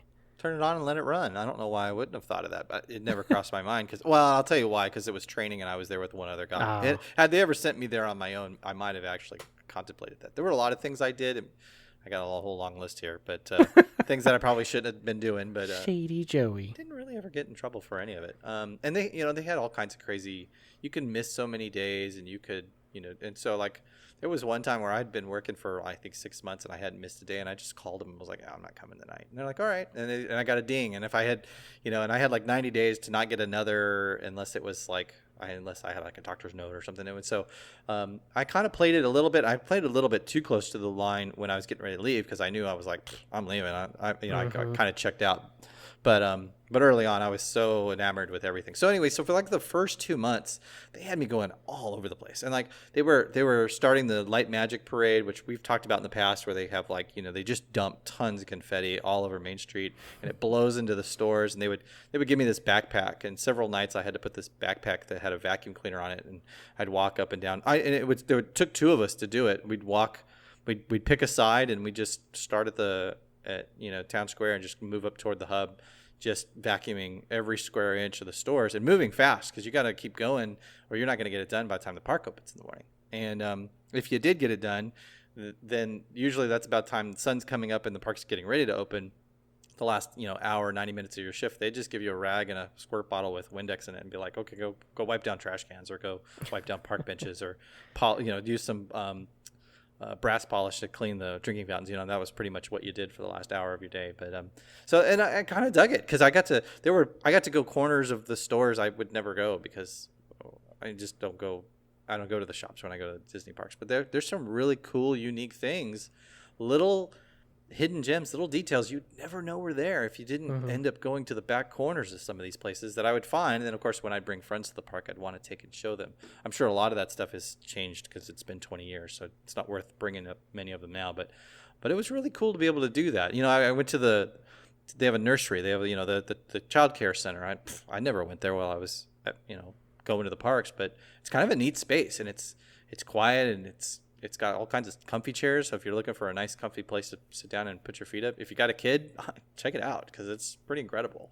And I saw that because it was attached to the shops. I got to go into the Disneyana store, and it's just priceless Disney artwork and Disney sculptures in this that are for sale. And here I am vacuuming up confetti, but I'm slowing down a little bit because I'm looking at all this stuff, and it's like I'm get the whole shop all to myself without having crowds of people around me pushing their way through trying to see it as well. So that was really a lot of fun. But But it wasn't long, and I'll talk about some of the other random things that I did. I got a whole list here, but I want to get to where I ended up. After about 2 months, 3 months of doing a bunch of random stuff all over the park, I had done a few jobs on the boat crew, and the boat crew was really interesting. So when I had just started working at Disneyland, there was a gentleman that had just left, and they needed to fill his position. This gentleman was hired by Walt Disney in 1955, and he had worked there for 42 years and retired, working 42 years of night shift working on the boat crew. Now, this was a man, I never met him personally, but I met all the men that worked with him. And these guys moved fast, worked hard, took incredible pride in the work that they did in cleaning this place. And they made sure that I knew that I had to keep up. They told me on the very first night, they walked me over to the Mark Twain. They held out a broom. They looked me in the eye and they said, try and keep up. And these guys worked fast. They took incredible pride in the boats. And the reason was that when Walt hired this man, he said, my boats are really precious to me. This boat, the Mark Twain, is really precious to me. I want you to take incredibly good care of it. When he created the submarine lagoon and built the submarine voyage back in the 60s, the early 60s, he pulled this man aside and he said, these are my submarines. This is my Navy, and I want you to take good care of it, right? Jungle Cruise. I want you to take good care of it, right? Even the keel boats and the canoes, take good care of my boats. So this man took this as a mandate from Walt Disney, and he distilled this culture down to everyone that ever worked with him. And so here I am. So what ends up happening is I keep up with them because I'm just stoked to be there. I'm so excited to spend 8 hours on the Mark Twain because I'm there. And the first night I'm there, they're stopping for a minute and going, hey, did you know about, why there's axes here? And did you know about, all this stuff over here? And did you know Louis Armstrong used to come on here and play his trumpet? And, they're telling me all this cool stuff, but I'm just eating it up. And so I keep up with them because I want to keep hearing stories, and I impressed them. And what ended up happening was I got on the boat crew. I got picked, which was great because it was like literally a crew of 5 guys. So all these other lands that have, 6 guys, here I am on the boat crew. And what's also interesting is that Disneyland is a employer that has, the employees they're in a union. And the boat crew is actually on a completely separate union than every other employee or cast member at the park. It may be different now, but back then we had an entirely separate union from all the other people that worked at the park. And there was a lot of pride in that as well because the people who ran that union took incredibly good care of us. And unfortunately, one guy actually took advantage of that. I worked with him like twice the entire year I was there because he was quote unquote out from a work injury. But we all knew that he was just a lazy good for nothing. But he'd been on the boat crew for like 10 years, so nobody could get him kicked off because that's how strong the union was. And Disney couldn't get him fired. I think they eventually did. But anyway, here I am on this crew, and they're like, okay, you're officially a member of the boat crew. Congratulations. Keep up. And so here I was. It was one thing to be just the random guy that they got handed from scheduling, but it was another thing to be a member of the crew and to actually then prove it, right? And so these guys were really incredible, and they really blessed me because they could have stuck me anywhere. My main job for most of the time I was at Disneyland was working on the Mark Twain. And then I would occasionally go take care of I would do Mark Twain and the Jungle Cruise, or Mark Twain and the Columbia, which they run the Columbia mostly during the summer on the busiest days. And so we'd only have to clean it days before it would run. But at the same time, they're running Fantasmics. So there's pyrotechnics. The Columbia gets redressed for a Peter Pan show every night. The Mark Twain would get firework burns on it every night Wow. from the pyrotechnics. So we'd have to go on there and clean those off with the specialized equipment. So it was really kind of interesting, and I'd have to polish the brass. I'd wipe the whole thing down from top to bottom. I'd swept and mopped all 3 decks. I mean, I was moving fast to make sure I got everything done every night. And I can honestly say, as far as, it really built a work ethic in me. And, I wouldn't say many people leave working at Disneyland saying it set the tone for their work ethic, but working at Disney with that boat crew really set the tone and really created my work ethic for everything I've ever done ever since then. That's awesome. And it's crazy because that means you were directly inspired by Walt himself, if you think about it, lineage wise. Yeah, I mean, exactly. And I sort of the grandchild of, this ideology that Walt instilled. And I don't even remember the man's name. Actually, I do. I have a friend that still works at Disneyland today. 20 years later, he works in guest services that I worked with quite often. He became my best friend working at Disneyland, and he still works there today. And sometimes I wonder how things would be if I'd stuck around and not left, because it seems pretty great from my perspective looking at him working at guest services. Although he says things like all the guests want to do is complain, and which that's not all of them, but that's just the ones he hears. But that's great that he's in that role, because from what I know of him, working with him, he was like me in that he was very committed to making sure that he did his best possible job, took incredible pride, and made sure that every guest had the best experience they could have. So I can't think of anybody in that role that could be better suited for taking care of the guests. All right, let me get to the next thing in my notes. Do you have any questions before I move on? No, that sounds like an awesome beginning to your time there.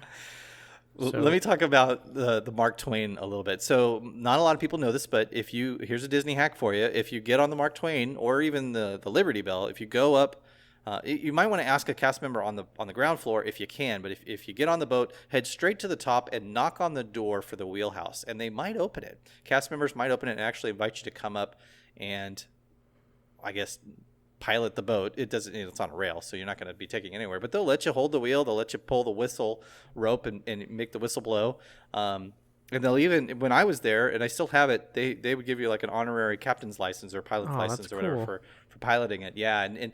When you knock on the door, the room you go in is the captain's room or the captain's bunk, and I heard stories, I don't know if this is true, but I heard stories that Walt would go and take naps on that there's a little bed in there and I can admit 20 years later that I would go and take little cat naps there working nights because there were just days I wasn't going to make it if I didn't get, a 20-minute nap. And I took a risk if my boss had showed up looking for me, which they never did.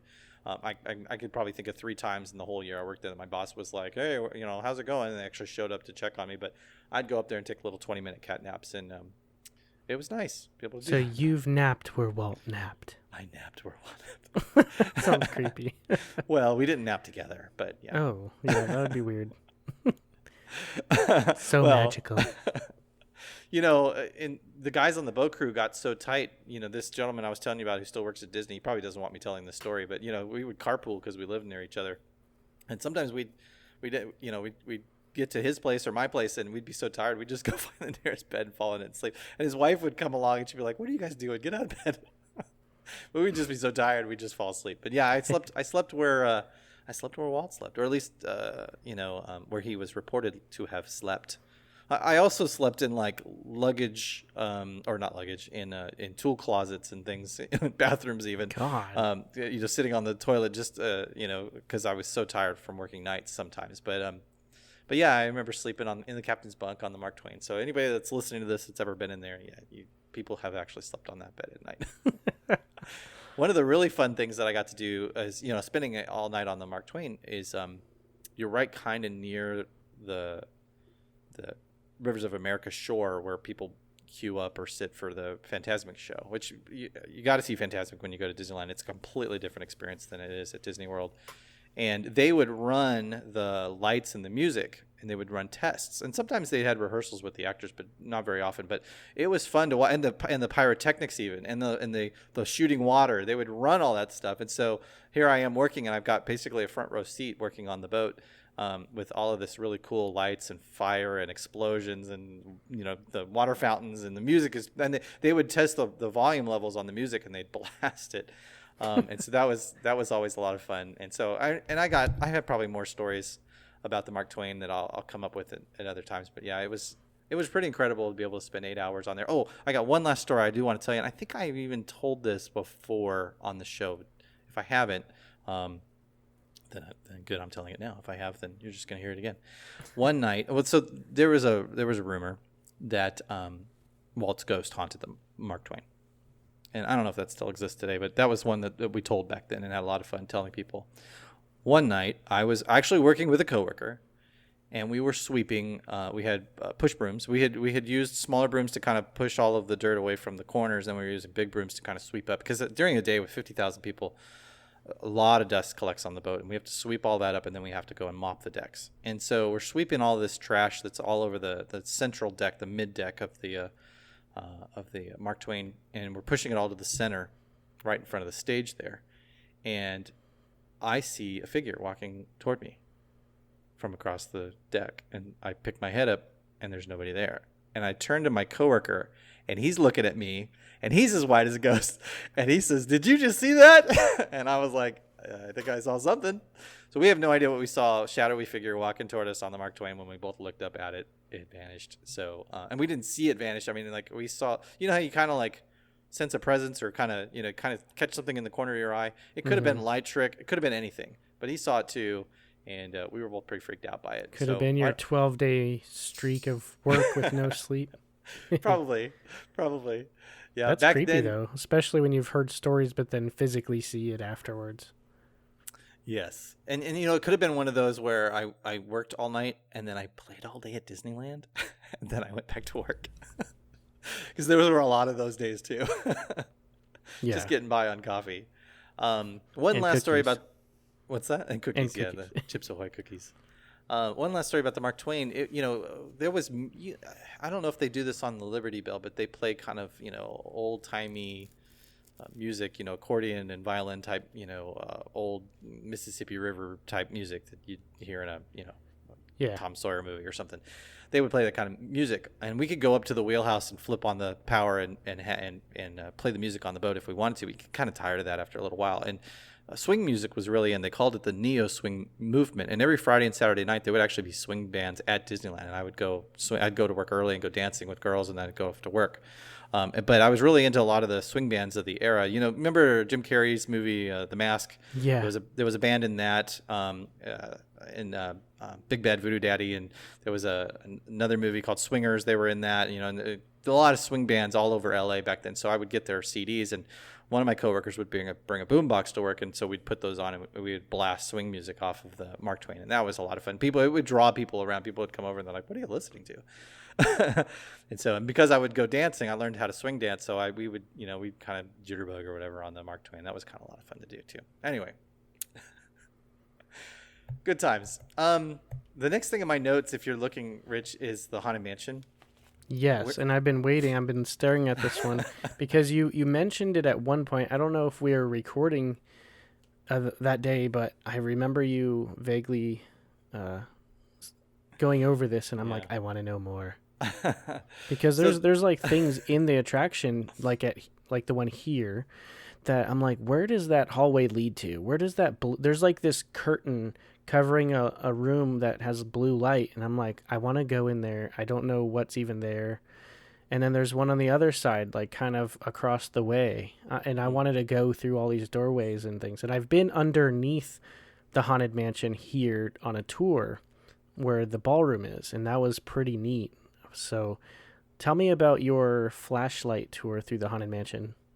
So when we work on the Columbia, we need to get water for the mop buckets. And so we take these handle buckets, like you see at Lowe's or Home Depot, and we have to go to the nearest water source, which happens to be a bathroom underneath the Haunted Mansion. And so pretty regularly, I'd go down the exit for the Haunted Mansion and walk through a door, go down a hallway, which, by the way, had no lights. So the Haunted Mansion's creepy everywhere, which because you were underneath it as well at Walt Disney World. At Disneyland, it's creepy anytime you get anywhere near this building. And the walls are painted black. There's very few lights. And I think it's all part of the aesthetic, even for the cast members, to kind of set the mood. But I'd have to go back into this bathroom and turn on the hot water and then fill up this water bucket. I get the hair on the back of my neck would stand up. I mean, it's just a pretty creepy place in general, even at night when all the music's turned off and all the animatronics are turned off. So why don't they have at least some workroom lights in there? I know sometimes whenever the rides break down, those lights come on. Why don't they have those at least for you to clean? I think they do, but nobody cleans the Haunted Mansion. They might clean the Doom buggies. Right. Nobody cleans the Haunted Mansion, and they leave the dust there. I mean, they might go through and dress it, but Imagineers are doing that. We're not. Sometimes you see some rude guests will throw trash in the scenes and all that. Did you actually go through, or did the ride operators have to go do a sweep through after their shift?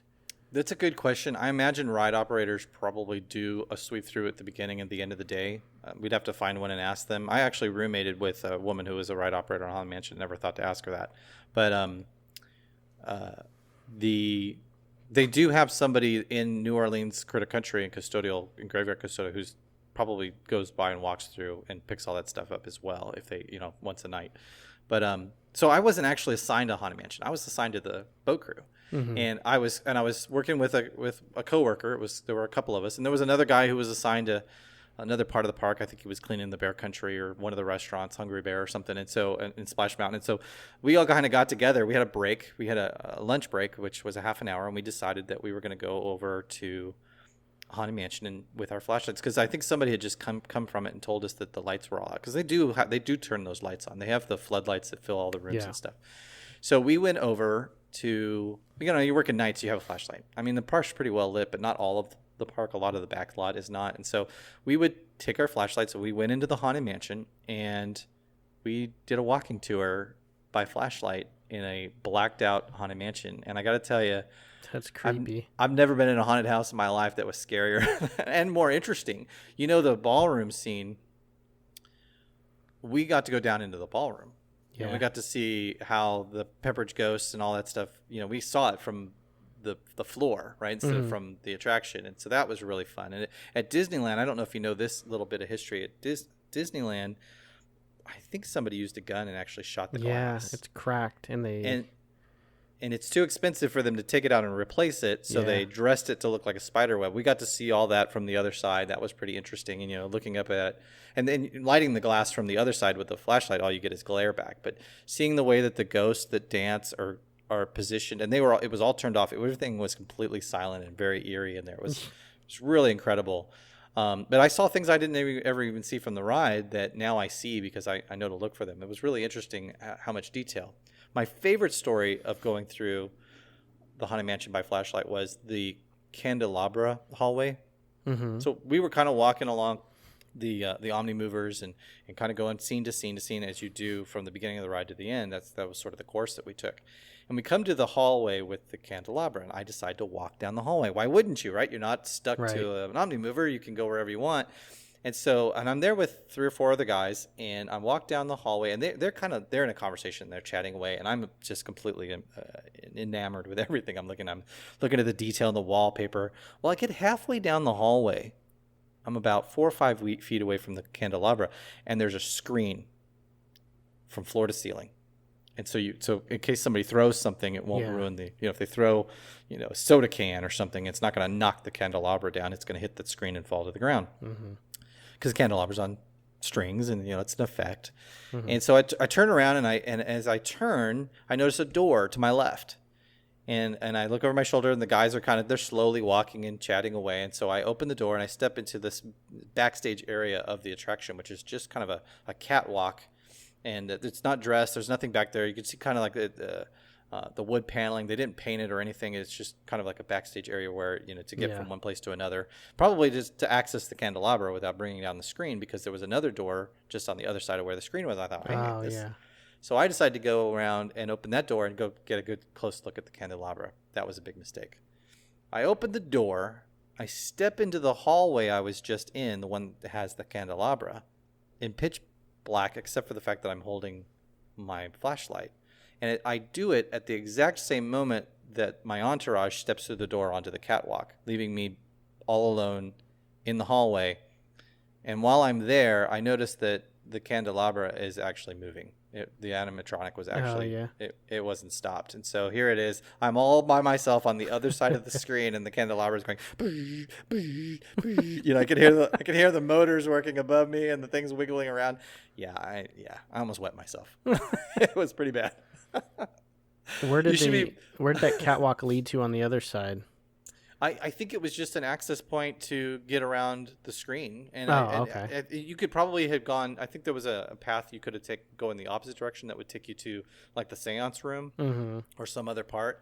A lot of the doors, surprisingly enough, are actually, not all the doors are doors. They're just facades. But a lot of the doors you see on the attraction, they're doors that take you to other parts of the attraction without having to walk around. You can cut through, from one room to the other by walking through a door. And so we found several of those. That was kind of fun. The graveyard scene was, and the attic scene were terrifying because the little popping up heads were just kind of frozen in the air, on their little stick. and but not lit. So you're just shining a flashlight at it and lighting it up that way. And so you round a corner and you're a little too close to something that some effect that normally looks pretty cheesy, but under these conditions it were pretty terrifying. And so I was real happy when we got to the end of the attraction. I was able to walk out of there. I was ready to get back to work. Man, I wish I could do that. I know they have cast member only tours for the Haunted Mansion. I just want to walk through there just like you did and just be left alone with a flashlight. I know underneath where you enter through the back. So at Walt Disney World, you in between It's a Small World and the Tangled bathroom, there's an exit you can walk, and you go down the ramp because everything's up on the second story. And on the right is the show building for Small World, and on the left you can hear the music pumping loud through the wall and through the door. And you enter through this little room, and it's like a tool room with, it looks like a workshop, but it's such in disarray. They don't care about keeping organized in that room. There was trash and boombox from the 80s and tools just laying on everywhere, just unorganized. But then you cut through and it shows that this is where guests could possibly hear or see you beyond that point. And everything was black, how you're mentioning, and they had black light tape, neon tape to show you kind of where to go without bumping into things. And everything was wrapped in foam so you wouldn't hurt yourself. And they had these massive chests full of costumes to replace if anything happened. I think we mentioned it at one point. It might have been on the Pirates of the Caribbean episode where at one point all of the animatronics clothes caught fire. Yeah. Alice Davis. Yeah. Right. So ever since then they make multiple backups. So this was it showed a graveyard wardrobe, this room wardrobe, and they were massive, 10 feet tall it seems like, and wow, all these different things everywhere. But yeah, so was it kind of like that where there's rooms full of that stuff too as well? Probably. I mean, we didn't try and stray too far off of just the attraction.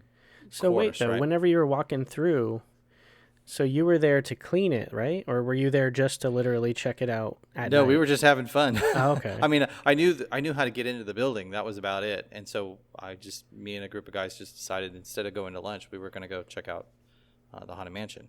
God, what a dream!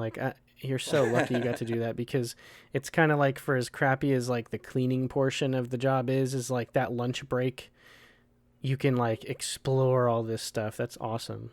Yeah, we did that quite a bit. When I was there, they were building Tomorrowland. They were redesigning all of Tomorrowland was basically just a pit.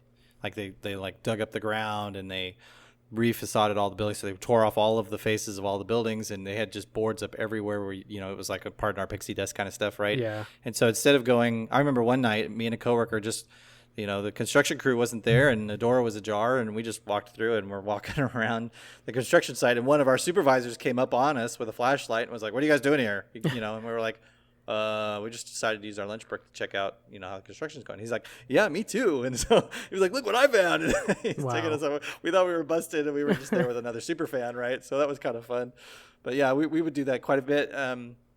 We did a lot of flashlight exploring at night.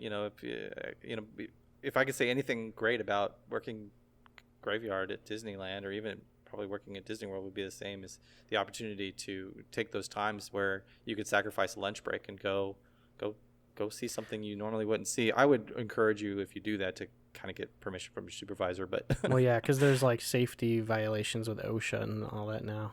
Yeah. So I have a question though. I know you're not allowed to take photos backstage. If today's day and age with our easy access phone, cameras were available, if you had that back then, would you have taken some, even though you wouldn't have obviously posted them? Without a doubt. Yeah. There's tons. There's tons of photos online. You can actually see a super close up version of the hanging the ghost host in the Haunted Mansion, and there's fine detail. So I was on this last night and I look up, you can't see any detail. It's just a shadow of a body hanging, right?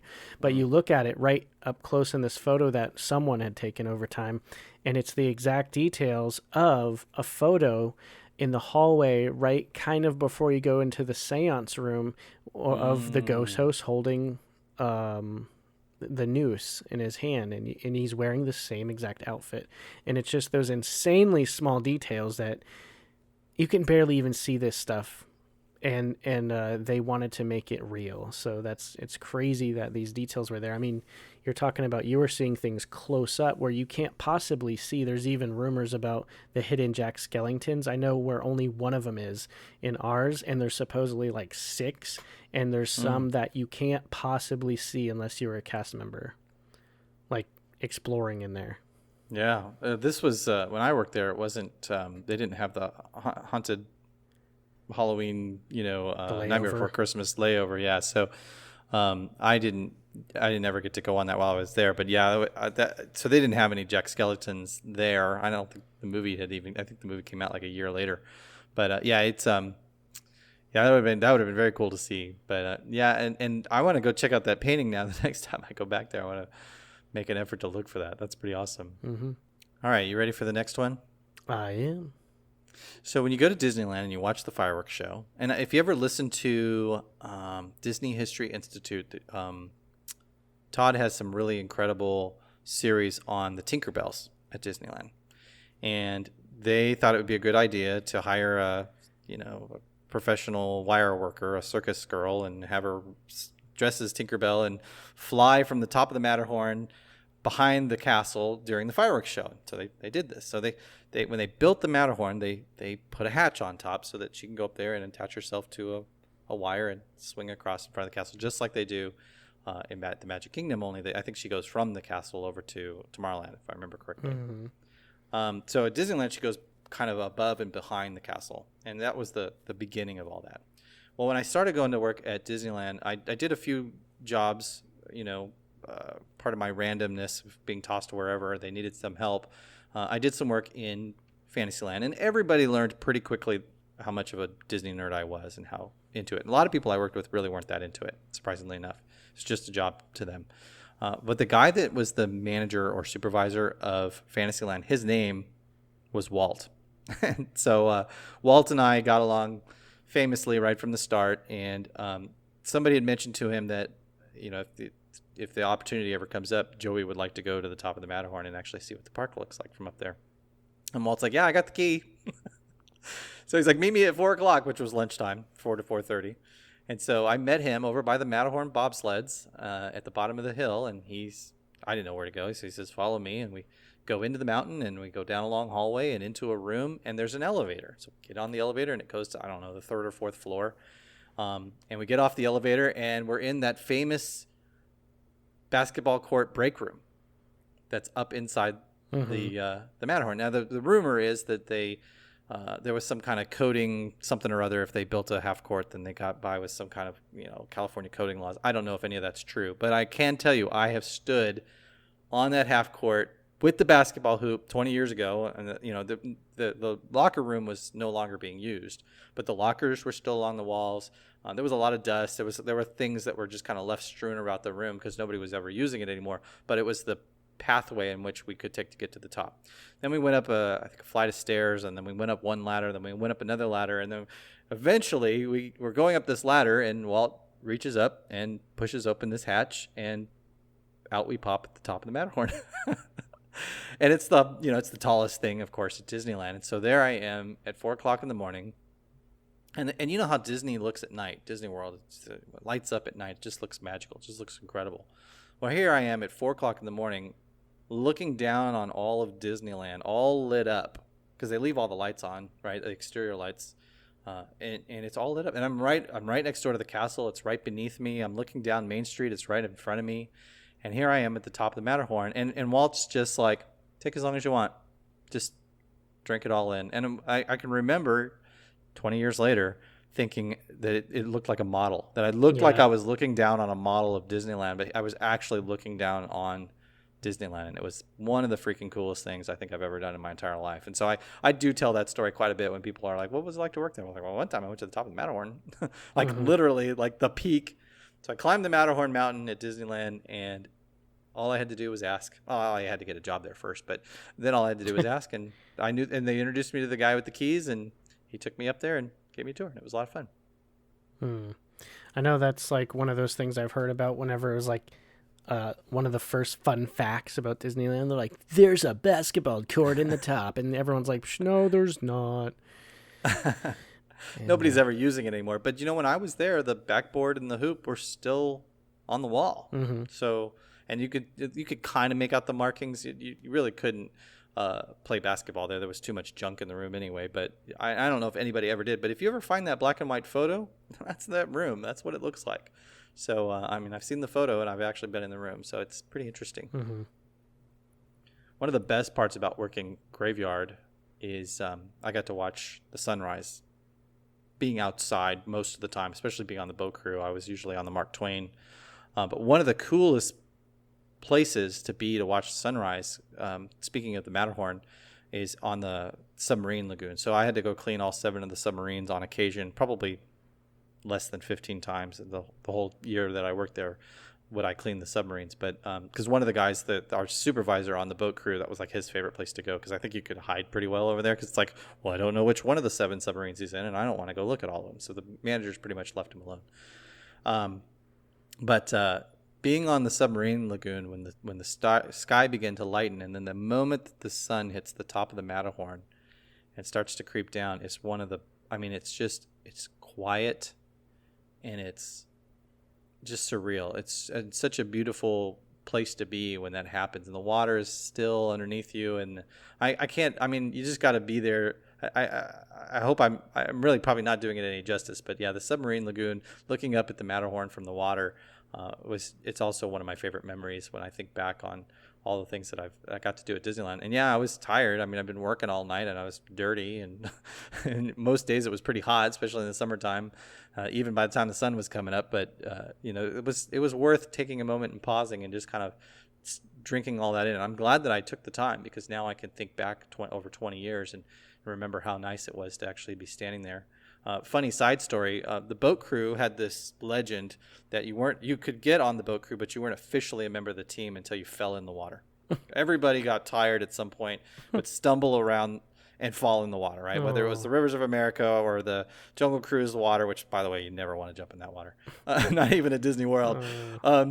Somewhere somebody was going in the water, and I had not fallen in the water, and I was almost to the point. I would probably been working there 10 months to a year. I'd been there for quite a while, and it was coming up in daily conversations. When's Joey going to go in?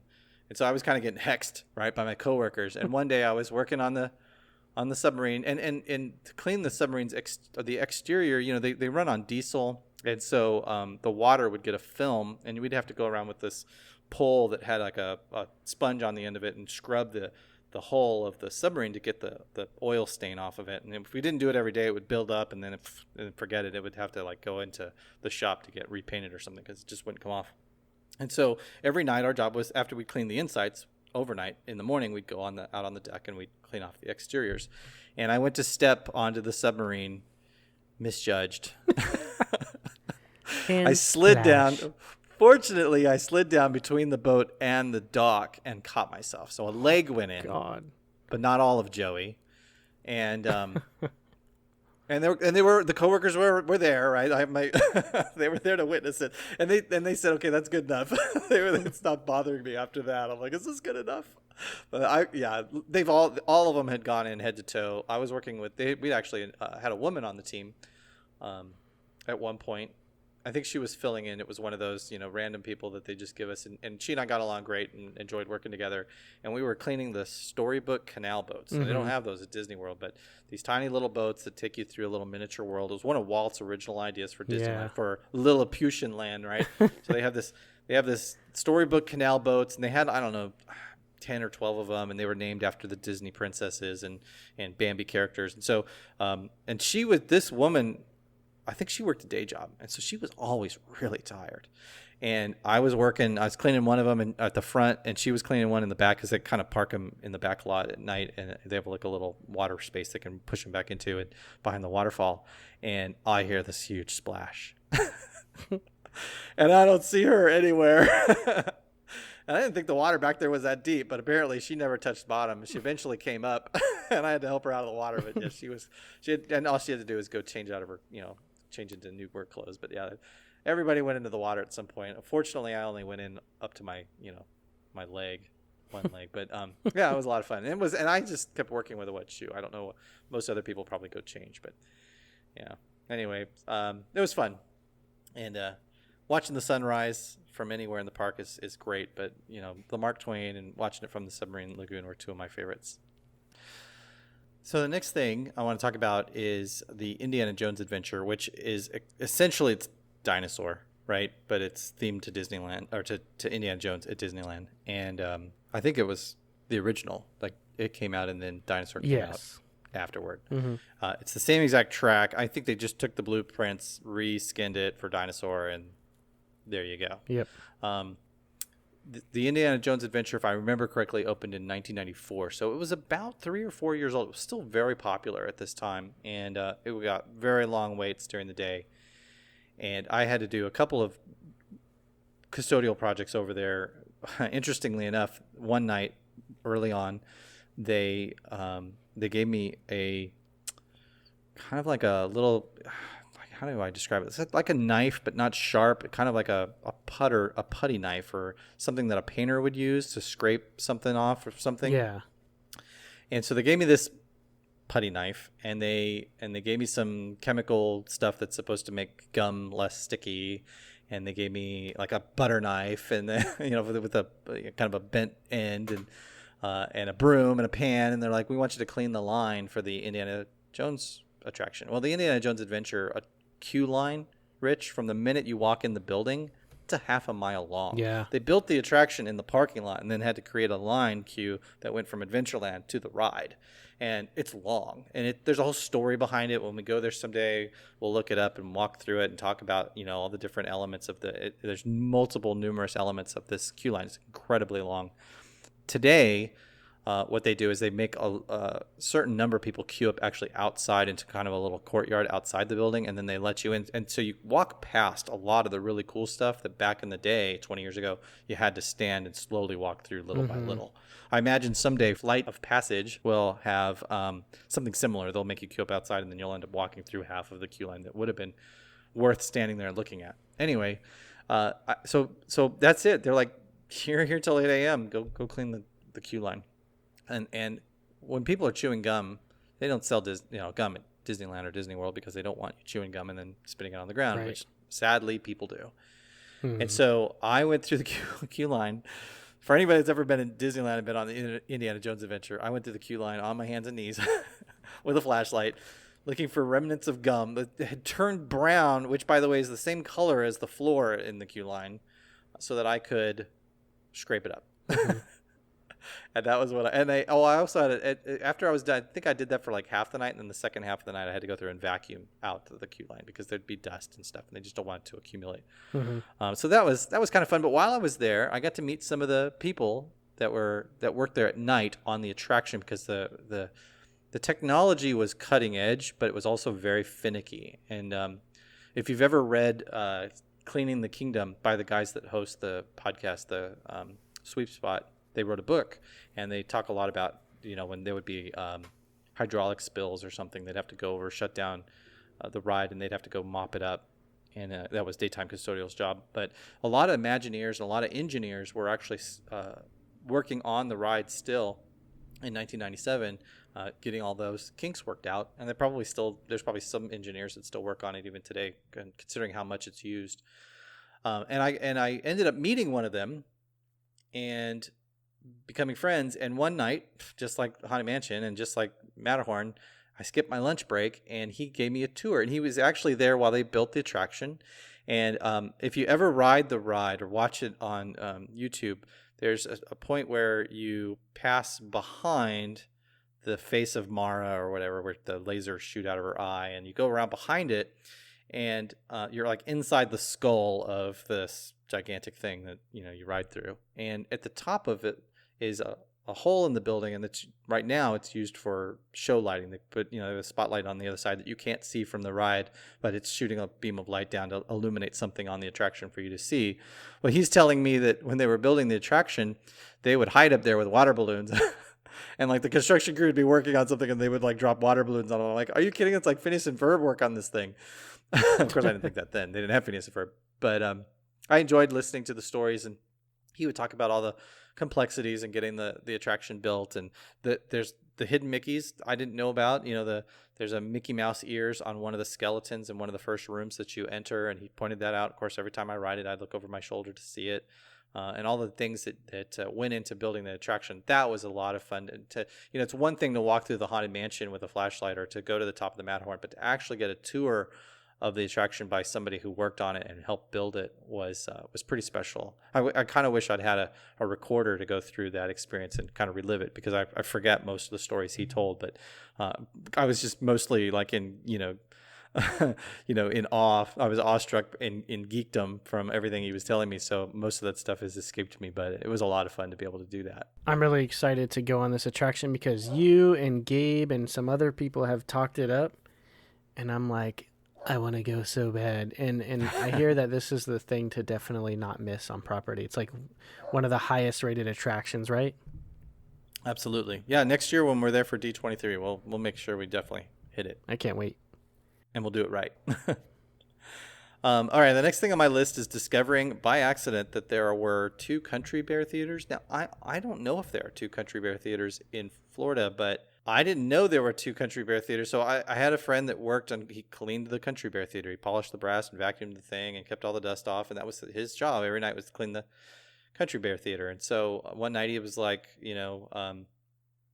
come hang out on your lunch break instead of going off to the restaurant, the In-Between or the West Side Diner, and just come have dinner over here behind the Country Bears was a break room, and it had lockers and tables and stuff, and you can, vending machines, and you could sit there and have lunch. So I decided to go meet him over there. Well, I go over there and I walk into the theater because the door's open and he's nowhere to be seen.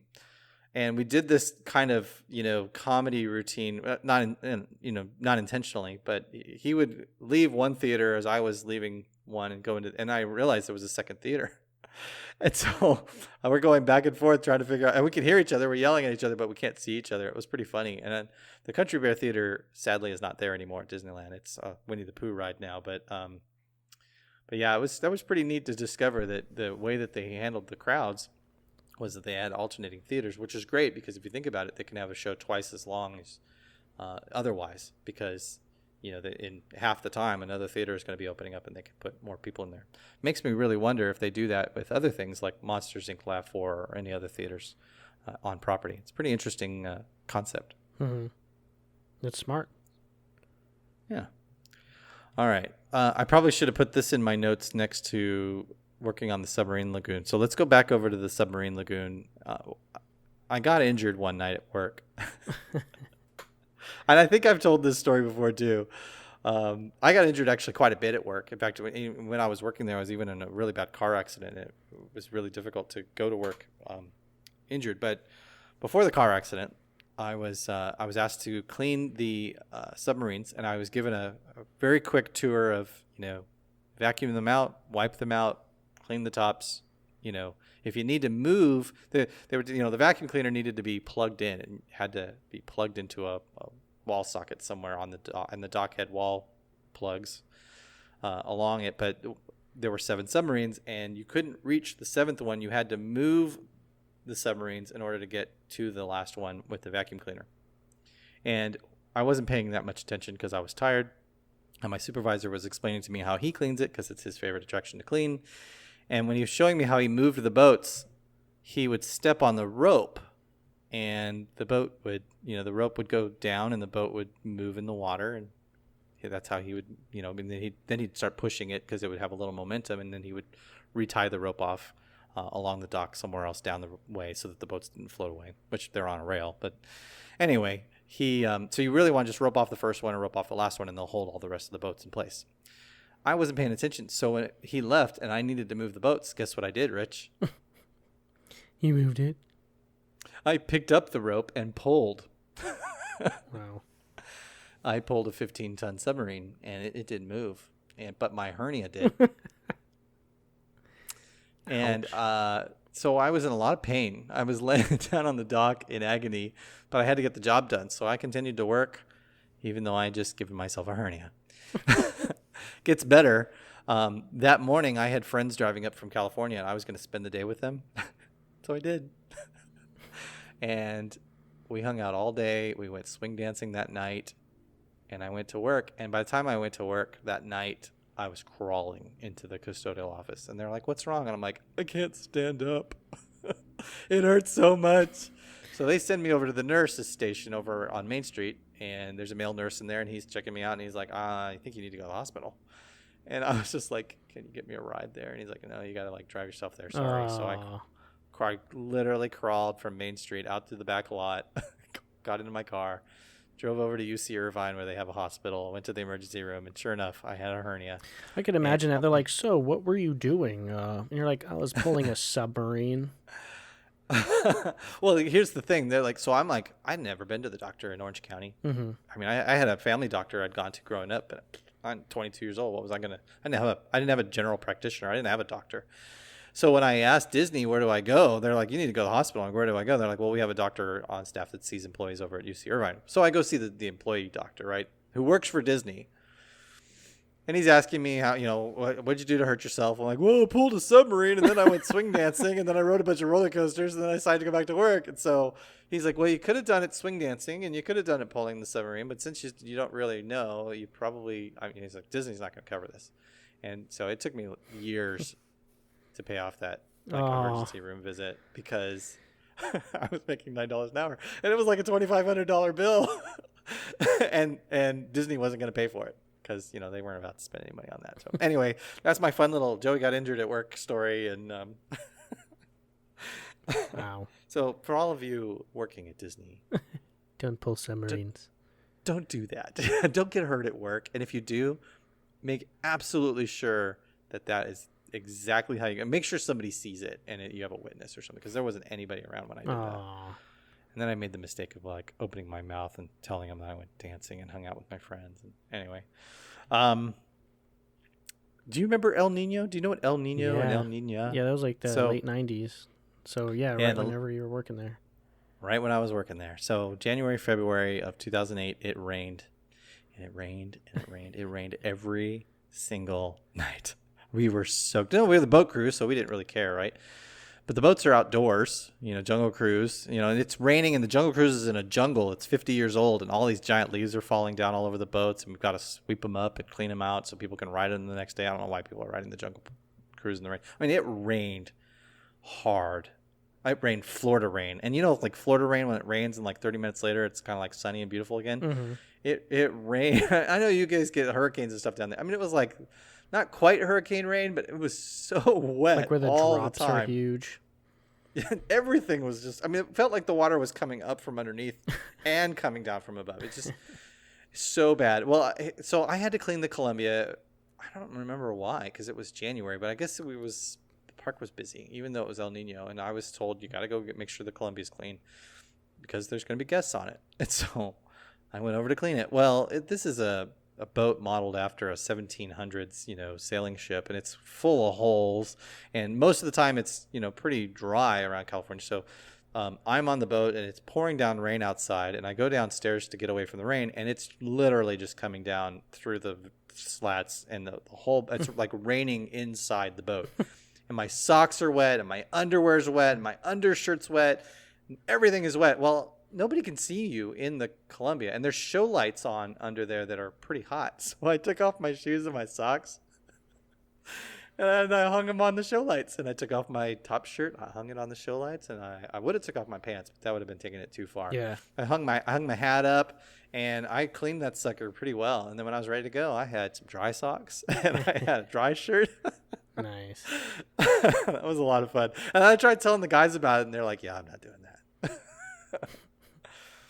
All right. So next story is about the time I walked on the monorail beam, but we're kind of out of time. So no, I want to hear about that. Do you want to hear it? Or What do you mean we're out of time, Joey? Well, this is getting kind of long, and I still have quite a few notes here, things I want to talk about. Okay, fine. So what we're going to do, since I want to hear more, I know everyone's probably like, go on with the next thing. We're going to actually release a part 2, which we've never done before, and we get to hear all about these adventures. Good I times. notice you have so many like adventures in your life. You go change kids' lives. You bring over a Chinese daughter. You've injured yourself pulling a submarine at Disneyland. Yes. There's all these Let's not forget the coffee and the Chips Ahoy. Yeah, So, you gained 73 pounds on. I'm just kidding. No, but I'm looking through your other bullet points, and I'm like, go on. I want to hear. I love all these stories. I was like visualizing everything as you're telling the stories, and I know hopefully Kat is having a great time listening to this, as well as all the other 14 listeners we have. That's right. If nobody else is enjoying this, I hope Kat's enjoying this. Yeah, because we did this all for you. So That's right. I hope everyone else actually enjoys it, and we will be back next week with part 2. That's it for this episode. Thanks to Michael Pitcher for the show music by Scott and Ricey Joe on YouTube, the Disney Company, as well as other copyright holders. To find us on social media, search for One Little Spark Podcast on Facebook, Twitter, Instagram, and YouTube. For show notes, pictures, and more, check out onelittlesparkpodcast.com. Thanks for listening, and just remember, tomorrow is just a dream away.